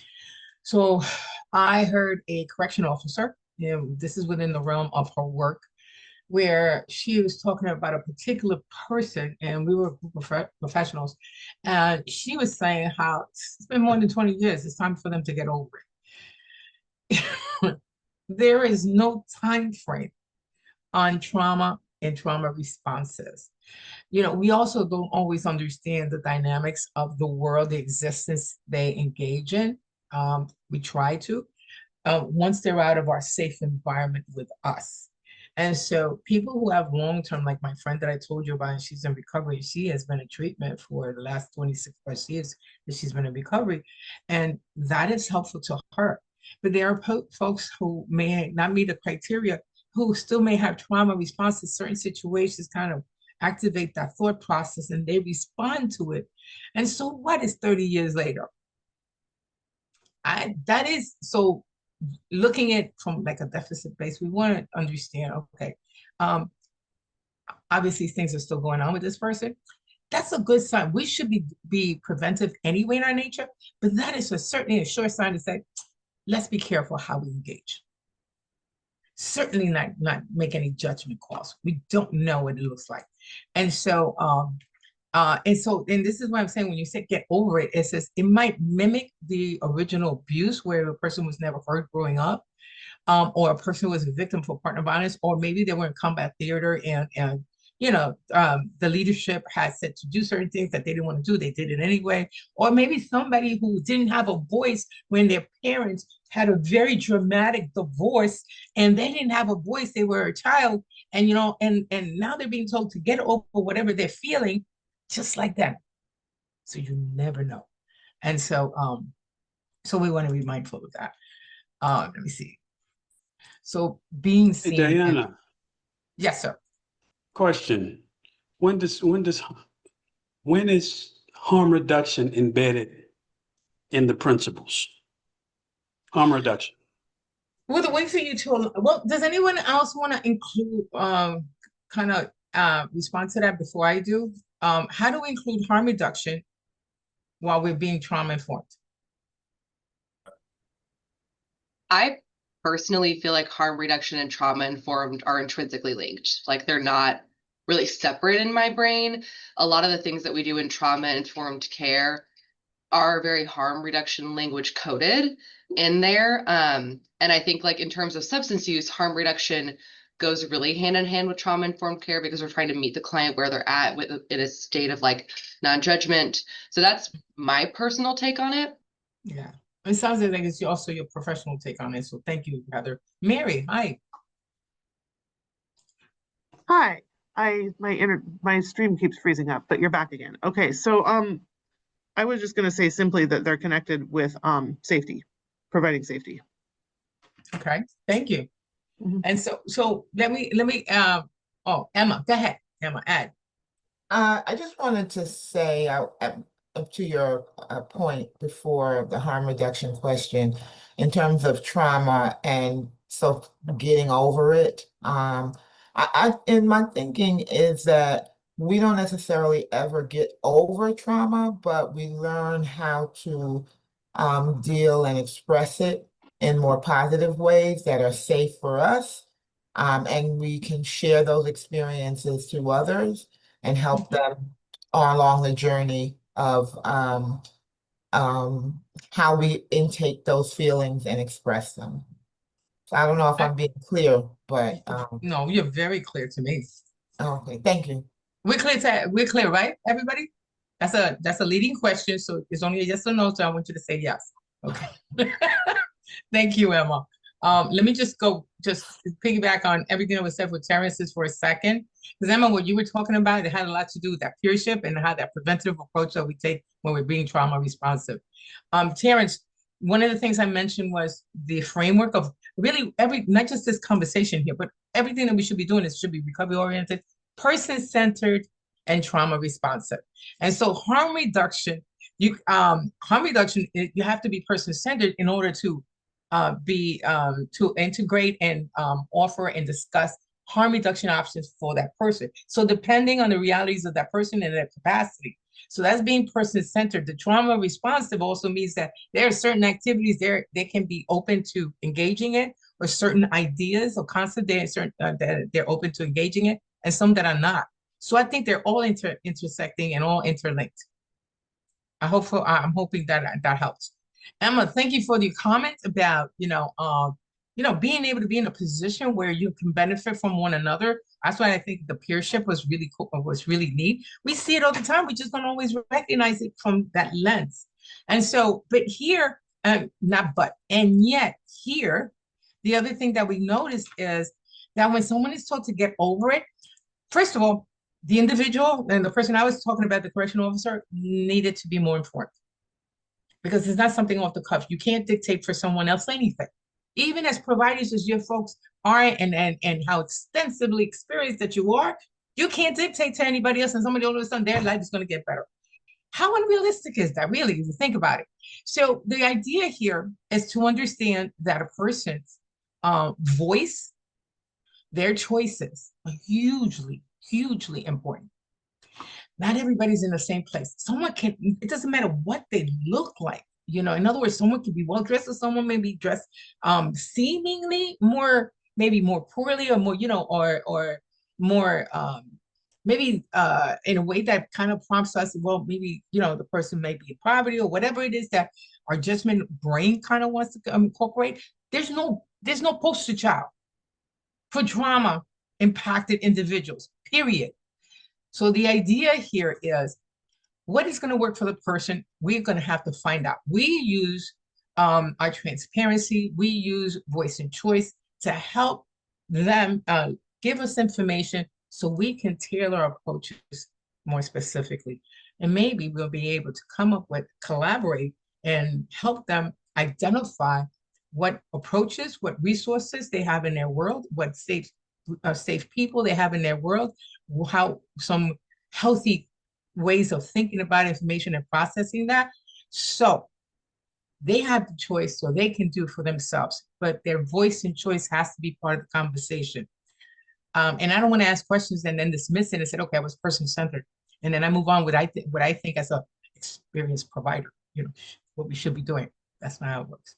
It works to, like, the respectfulness is here is key, as making sure they have a voice and that the choices is up to them. And one of the things we know, which is just some of the fundamentals of what we do, is we provide options. We explain pros and cons of everything, benefits, and, perhaps maybe the downside of certain things. And then we discuss it with the individual, and we ask them, which one do you think might work for you?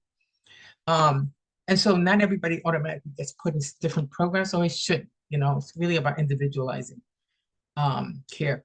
So here, empowerment comes through voice and choice. So their experiences are acknowledged and they're built upon.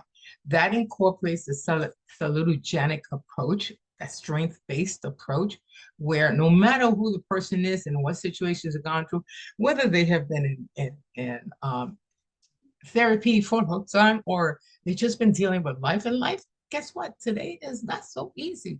People who have had traumatic experiences in the past, some of the issues that might be activated just as a result of the stress of having to, to try to thrive in your everyday.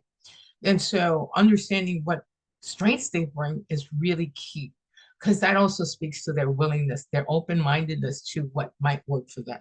Voice and choice is empowering. So this last principle, which we don't always talk about very specifically, I really wanted to unpack this. The cultural and historical and gender issues. The first 5 components of guiding principles were developed as a result of an array of different research initiatives with experts. SAMHSA, the Substance Abuse Mental Health Services organization, over the years, with their own research, had added this component.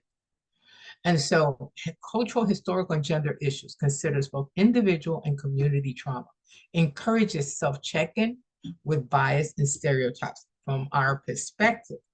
And for all of us, it helps to encourage us that introspection, that interception opportunity to understand where we're at, not just how we're feeling, how we're thinking.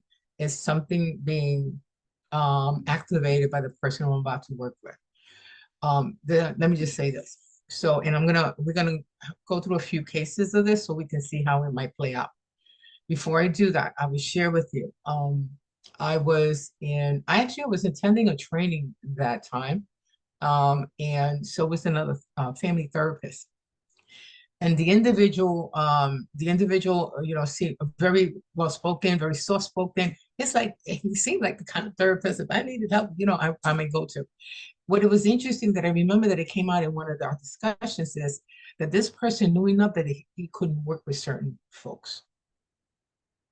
And so there were certain communities from the LGBT community that he was not able to work with. His personal religious belief systems only impacted with certain members of that community. And so what he did was acknowledge that and take a step back. And in the capacity of serving in the treatment setting where he was at, they have more than one therapist. Is something that's very rare. But he was able to dictate that, because there's a principle of do no harm here that we want to consider. And so as a clinician, he said he would not be the best for certain members who might need therapeutic help, clinical processes, and so had to be referred to other individuals, other psychologists, other therapists, sorry.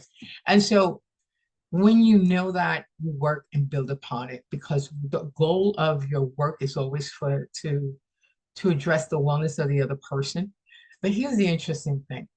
When we have bias or stereotypical, type of thinking, we're not always aware unless we raise our consciousness about who we are. I used to do a lot of work around culture bias, implicit bias, stereotypical, ideas, microaggressions. And one of the things that we do know for different community members is that it's a real thing in their lives to a certain extent for some folks. No absolutes here, no templated approach, but I definitely wanted to mention this. So let's see how this plays out, because that interception is by understanding who we are and knowing that our own personal philosophies are not necessarily the same as other people we provide services to. And so how this might play out. So here, I'm going to read this to you all. There's a scenario. So cultural issues of trauma-informed care. So a Native American or indigenous patient enters treatment for opioid use, and they are quiet and avoid direct contact and seem resistant to discussing their traumatic background in group therapy. So some of the considerations is, the trust and authority, collectivism versus individualism. Many cultures, value community over individual needs. And so, so just focus on individual recovery may not necessarily be the most, the healthiest approach or the most conducive approach. Also consider healing practices, and in terms of what some communities might warrant in terms of certain activities that they engage in. And so I'm going to give you one example here. A potential example of what a person might do.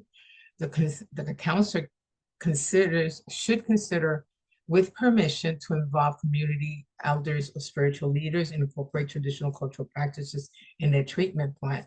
And that is to say that many of us, like say in the realities of what we do in our treatment world, if we know that someone is, if we start to learn that someone's indigenous background is a huge part of their identity, who they are, and that questions that we ask, because we tend to work with the client, not just their community, their family support system or community support system.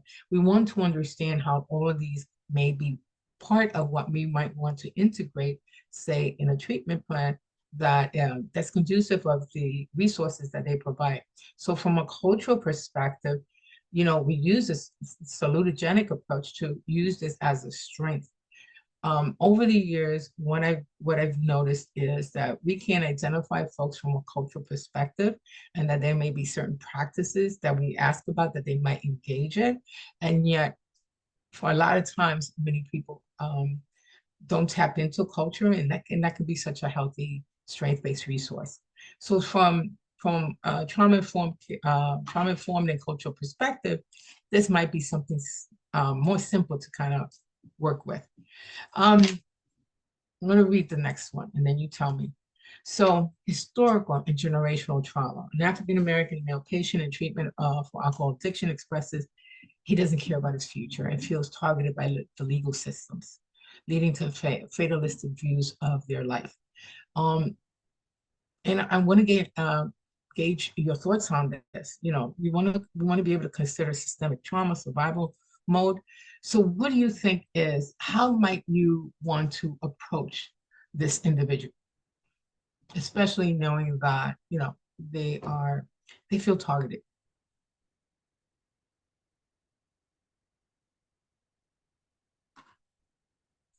What are your thoughts about this particular case? Go ahead, Mary.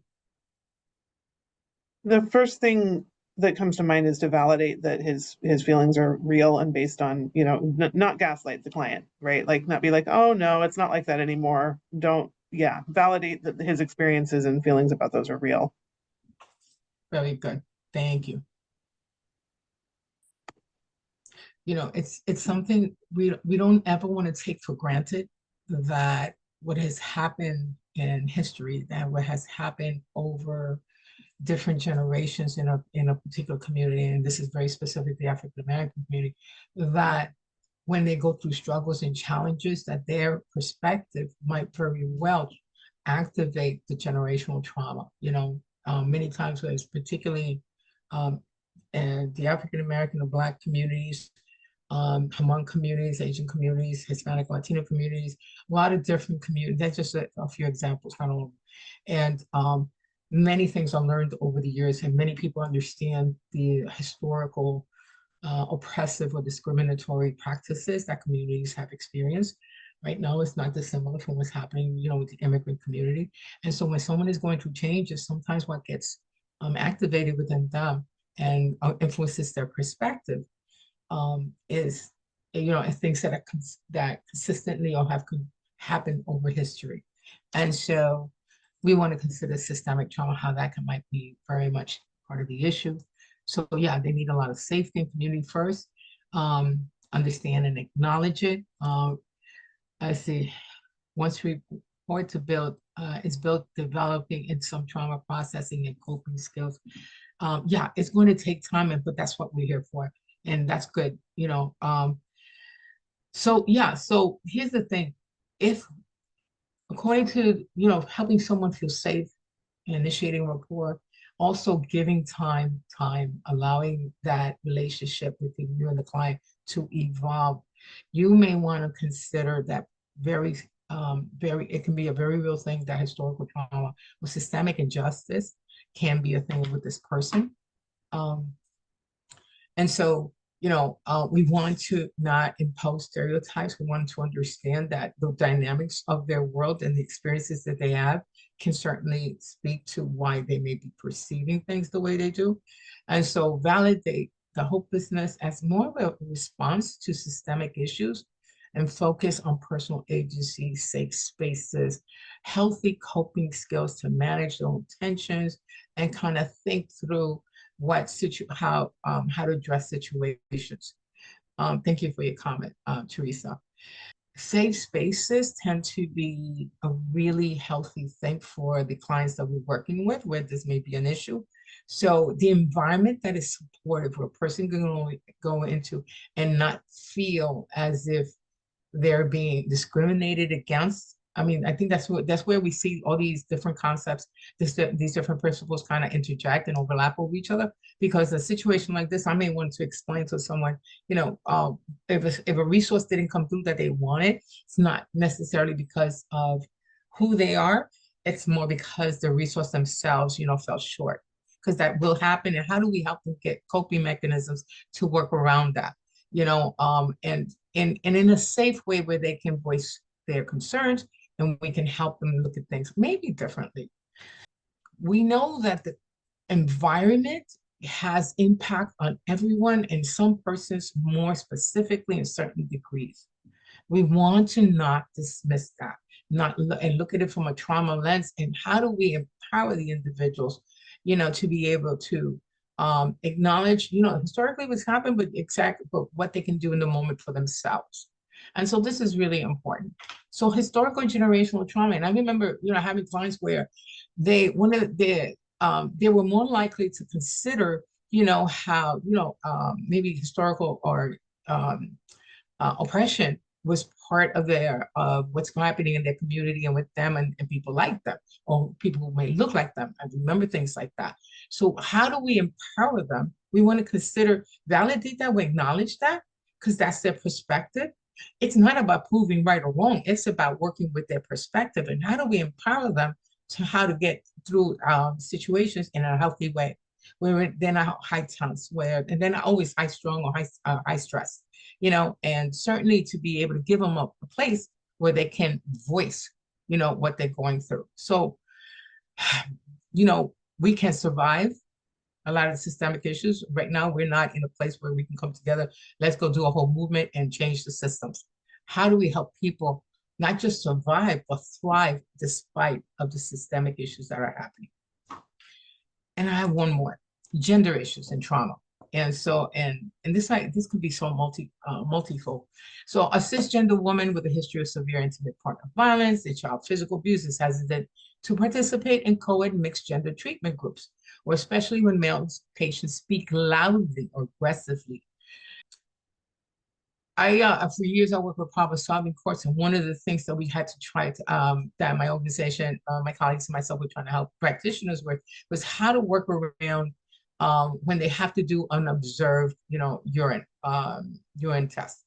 And so particularly for, say, and I had a client who really had a bad time with it, where she was supposed to give a urine sample and she couldn't. The trauma, the stress in her body was so much in the moment, and being watched, something that she's not used to, that felt humiliating, she could not give that urine sample. And initially the practitioners, and I believe there was a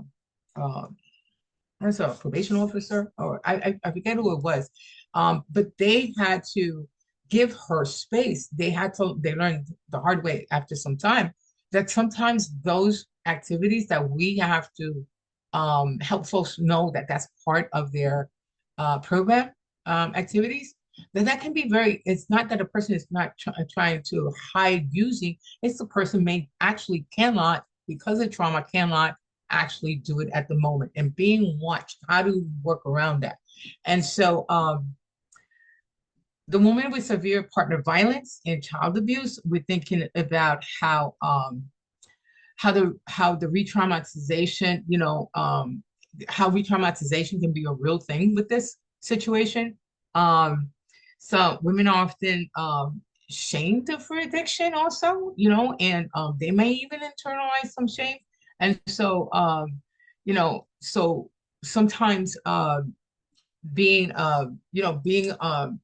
just put in a context of a situation or environment where they don't feel like they should be, that a man should be, or another gender should be present while they're there. Internalized pain also is women.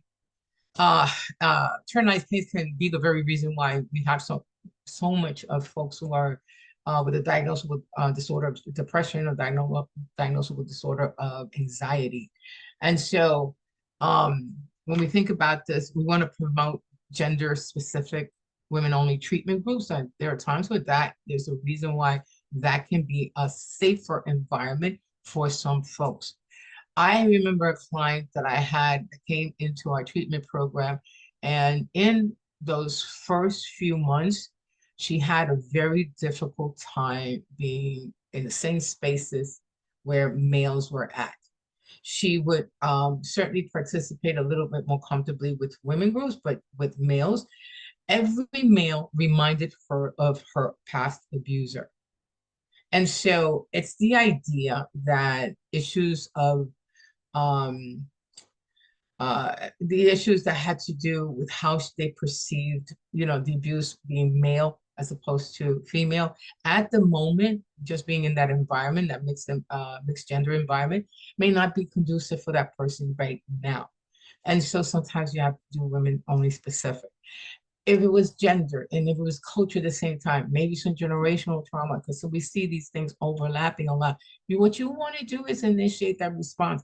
That those one of these principles, the safety piece, being able to be transparent with the individual, being able to give them the space so their voice can be heard, so you can understand what may be happening with them. Maybe give them some insight, and maybe so walk them through some of that breathing processes that can help them in the moment when their bodies tense up, when they feel agitated and they want to run. And so that can help build your rapport, and it also can help you start to understand what's going on with them. If I think about gender issues, and it's hard to isolate these because they're all intersect, even when we're working with the trans and gender diverse populations, a person who might be visibly anxious, maybe because they know they have to, they want to follow up with some medical care, but not having a medical resource that they're aware that is an inclusive resource. Anticipating, the negative response and treatments from folks, from some practitioners. So minority stress and can be a huge thing for members of the LGBTQ community. So when our rapport and building that safe and that safe environment, and then building that rapport, is key to being able to connect to an individual, to be able to start to understand what are the dynamics and issues that are presented, particularly if it's trauma related, and how we could be more specifically tailored. The recovery-oriented approach is because we want to understand, there are ways where folks can mitigate not just their physical response, but be able to start to go back and look at situations and reframe it in the context of some positive things that are happening in their life now.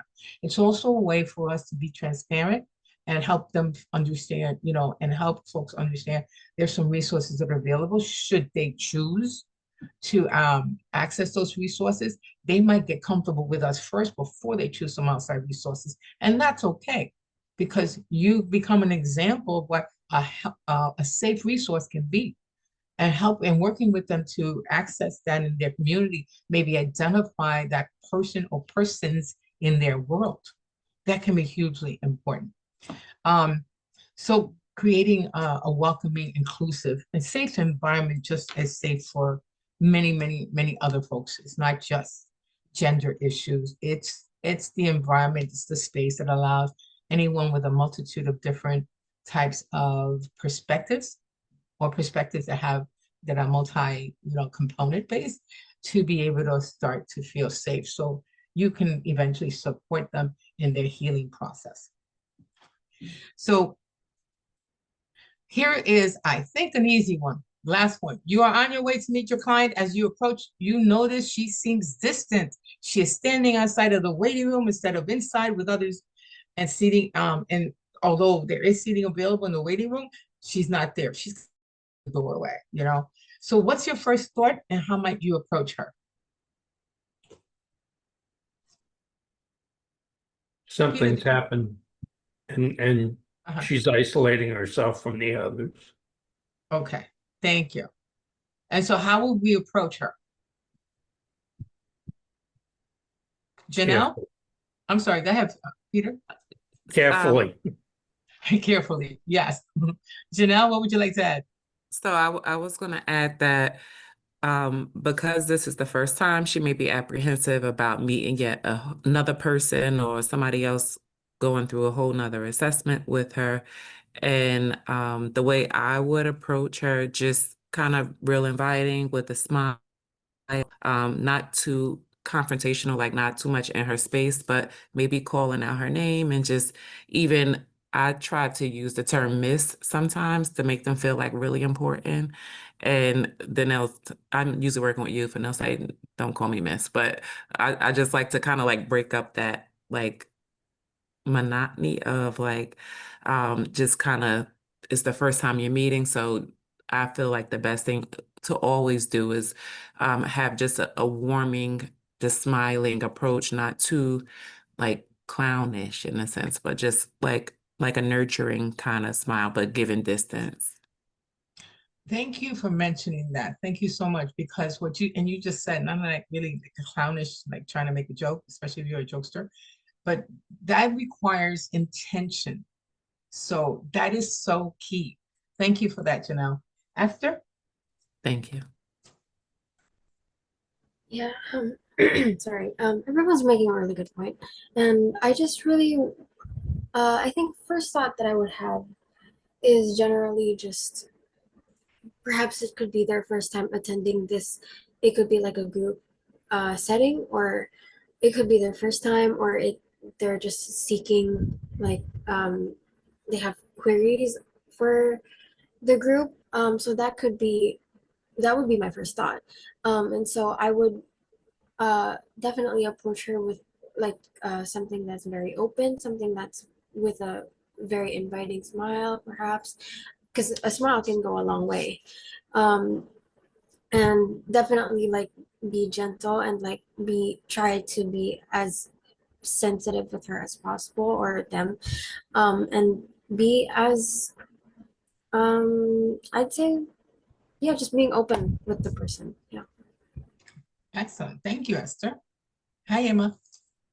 Hey, so in addition to what has been shared, I think I would also just ask if, just assure them that if they are feeling uncomfortable in the situation, maybe to work out some kind of way where they could take a minute, step out if they're really uncomfortable, give them a way um to come in, but to know that they're not strapped in a seat, that if they're feeling really uncomfortable, that they can, get up and maybe step out, and discuss if they feel like it, what was happening for them in the meeting so that we can, work through that process as well.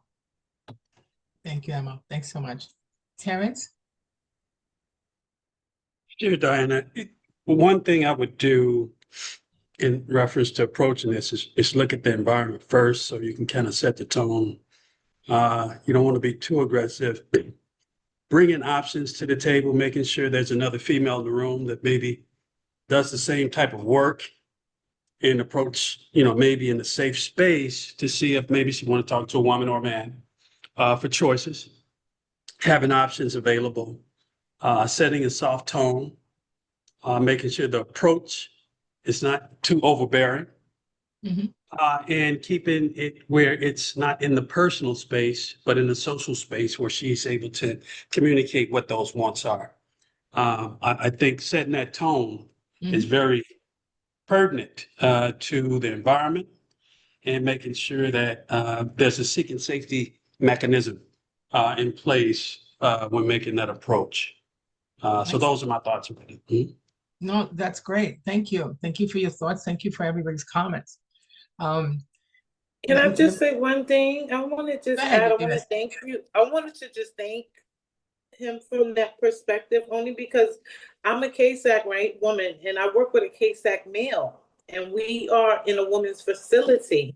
And there are times and we work out of the same office. So thank God we're not here every day together. And we have different days that we're here and hours. But the key is sometimes women going through their situations, they don't want to, or they're not willing to want to talk to him, but they will talk to me. But then on the other hand, there's some women who don't want to talk to me and they prefer to have that male. So it's a matter of working with them where they're at and giving them, like you said, working with them where they at and giving them their safe space where they can be comfortable. So it works both ways. So yeah. Good. Good. Thank you, Eunice. It's so individualized, does it? And it really, and it's supposed to be, it's what we do. We know it's very individualized. And so, but those are really good strategies that y'all shared in the comments. And I remember different times that I've had to ask someone else, okay, I bet you could have a better connection with them than I, because I'm going to ask intimate questions and they didn't want to answer certain things. It's like, wow, I didn't personalize it. I knew that I'm probably not the best person to ask some of these questions or approach them. Let me share with you. I don't know if I can do it here, but I'm going to try. Let me share with you something that I had to do, and the reason why I put this scenario up. So I'm going to pretend we are in a work environment. I remember it wasn't my client I was going to be, but I remember seeing a person like this, a person outside of the waiting room, and I was passing by to somebody's office, and as I saw the person, I kind of just went down and I went like this from a distance. I said hi to get their attention, and then I let them see me come to them slowly. So my attempt there, and I did not get close to them. I just got close enough where they were able to see me coming. And then when a few feet away, I says, is there is there something I can do for you right now?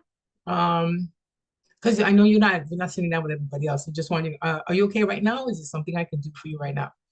The whole idea here is just to see what are the immediate needs. I don't have to be your counselor in order to see that maybe someone's having a trauma response. They could have had an occurrence with somebody, an argument with somebody, or they could have like come in that way and they just feel apprehensive of being overwhelmed by everybody. What she ended up doing was, no, thank you. And she smiled. I didn't expect the smile, but she said, no, I'm waiting for such and such. And but thank you. And she smiled. Sometimes it's the little things that have a major impact when someone is seen. Just want to know, what do you, because I'm thinking like, okay, what do you need right now that I can help you with? Because that's what we do. We try to say, we try to meet their needs. So even something like that, if it comes up for you, do it. Do it. Let them see you coming. Do it slowly, and just ask them how they are doing. And so now, in order for that to happen, also, you also have to be in a healthier place yourself and be able not to kind of jump the gun and assume. So we also want to be more objective and grounded, and remember that interoception is a key part. So I'm going to share this last slide. Trauma, when you anybody who's been to most of my trainings will tell you that I get stuck when we're talking about the brain. Neural connections are made as part of the mechanics of how we hold memories and experiences, right? And so neural connections that sustain those memories are in our minds, in the client's mind. So when we provide opportunities, safe spaces, and new experiences, new neural connections are generated. And then over time, just like with substance use, over time, a person can get better and adapt to their non-using world or their safer world by learning skills, by recognizing some of these things. And so both trauma and addiction impact individuals on biological, psychological, social areas, and spiritually. And the reason I stress those 4 components is because most of us are familiar with the biopsychosocial, and we include those 4 components. Breaking the cycles, providing opportunities for new experiences at the person's pace is really helpful to have new healthy experiences that counteract old unhealthy, or not old, traumatic experiences that continue to exist for some time. They have the potential to help a person renegotiate their world and maybe be more hopeful that, their life can evolve despite the past. And so being trauma informed and trauma responsive is encouraging it intentionally. And so any thoughts, any comments that kind of are left out that you haven't said yet? I didn't read all the approaches in the chat, but I really appreciated genuine approach. Genuine, your authenticity. People can pick up if you're not authentic. People can pick up if you're not really present. You could be physically present and they can pick up on you. So don't think that they can't. So that's why, like, presenting yourself totally, that's it's really important. Yes, I like the approaches. And not rush. I know you're coming in a rush world. You have 1,000 things that you're required to do as a provider, but that's got nothing to do with trauma. So seeing the person, and taking your time, and understanding that everybody evolves or can get better at different pace. And when it's out of you, when you recognize that some of the symptoms would likely meet a diagnosis, also have a conversation of, where you can tell a person, well, there's another resource that can be really helpful. If you want, you can at least have one conversation to see if, if therapy might be helpful. Be always in a question form and their choice, that can be so empowering to them and can help your relationship with them. Diana, Yes. question. What are your thoughts behind the environment playing a part in the care for trauma? The Huge, environment. Okay. huge. Can you talk to that just for a moment? But toxic stress comes from your environment. We're asking folks to get better with stuff, get into recovery, to deal with their trauma, to all these kinds of things. And meanwhile, a lot of them is still dealing with some of the stuff that we're dealing with. It's how to make ends meet, how to nurture relationships, how to be healthy, and how to deal with medical issues, and limited income. All of that makes it hard just for the average person to make sure they have some kind of quality of life while they're providing for themselves and providing for the environment. So one of the things we have always done, especially in addiction treatment, is to stabilize those areas, understand what that looks like. Toxic stress is having to navigate through those things on a daily basis. Toxic stress exacerbates existing trauma.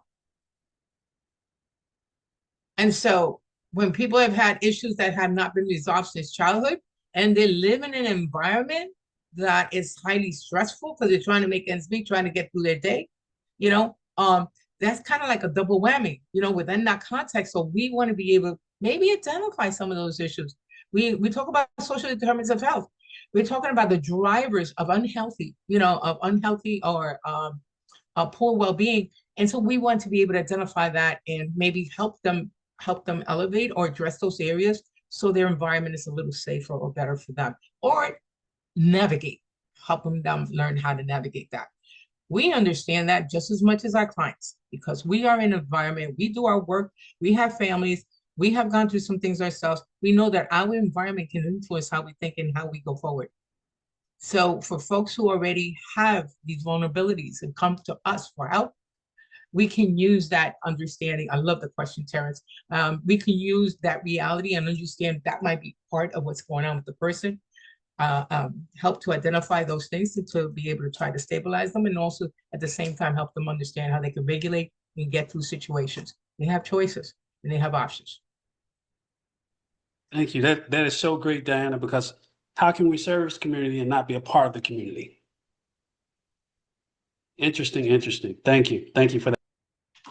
Well, I want to thank you all for your participation. I know it's kind of heavy. I'll probably in the future probably put in another day of the week and give you a happier topic. My bad. Sorry. But now, guess what? This is how we regulate now going forward. We'll do the evaluation, right? And then we can breathe and we're off of this. We get 3 hours of CEs. And you know what? We look forward to our weekend, and make sure that no matter what it is that you got planned in the weekend, that you take time for you. Because if you don't take time for you and you're not as grounded and as objective you could be, those folks in the communities won't have the healthy people they need to help them. So thank you for what you do. Do it for yourself. I want to thank you guys. Thank you everybody for being here and participating here with me. I hope you give yourself some grace this weekend and think about yourselves for change. Okay? So thank you everyone for your participation, and see you again soon.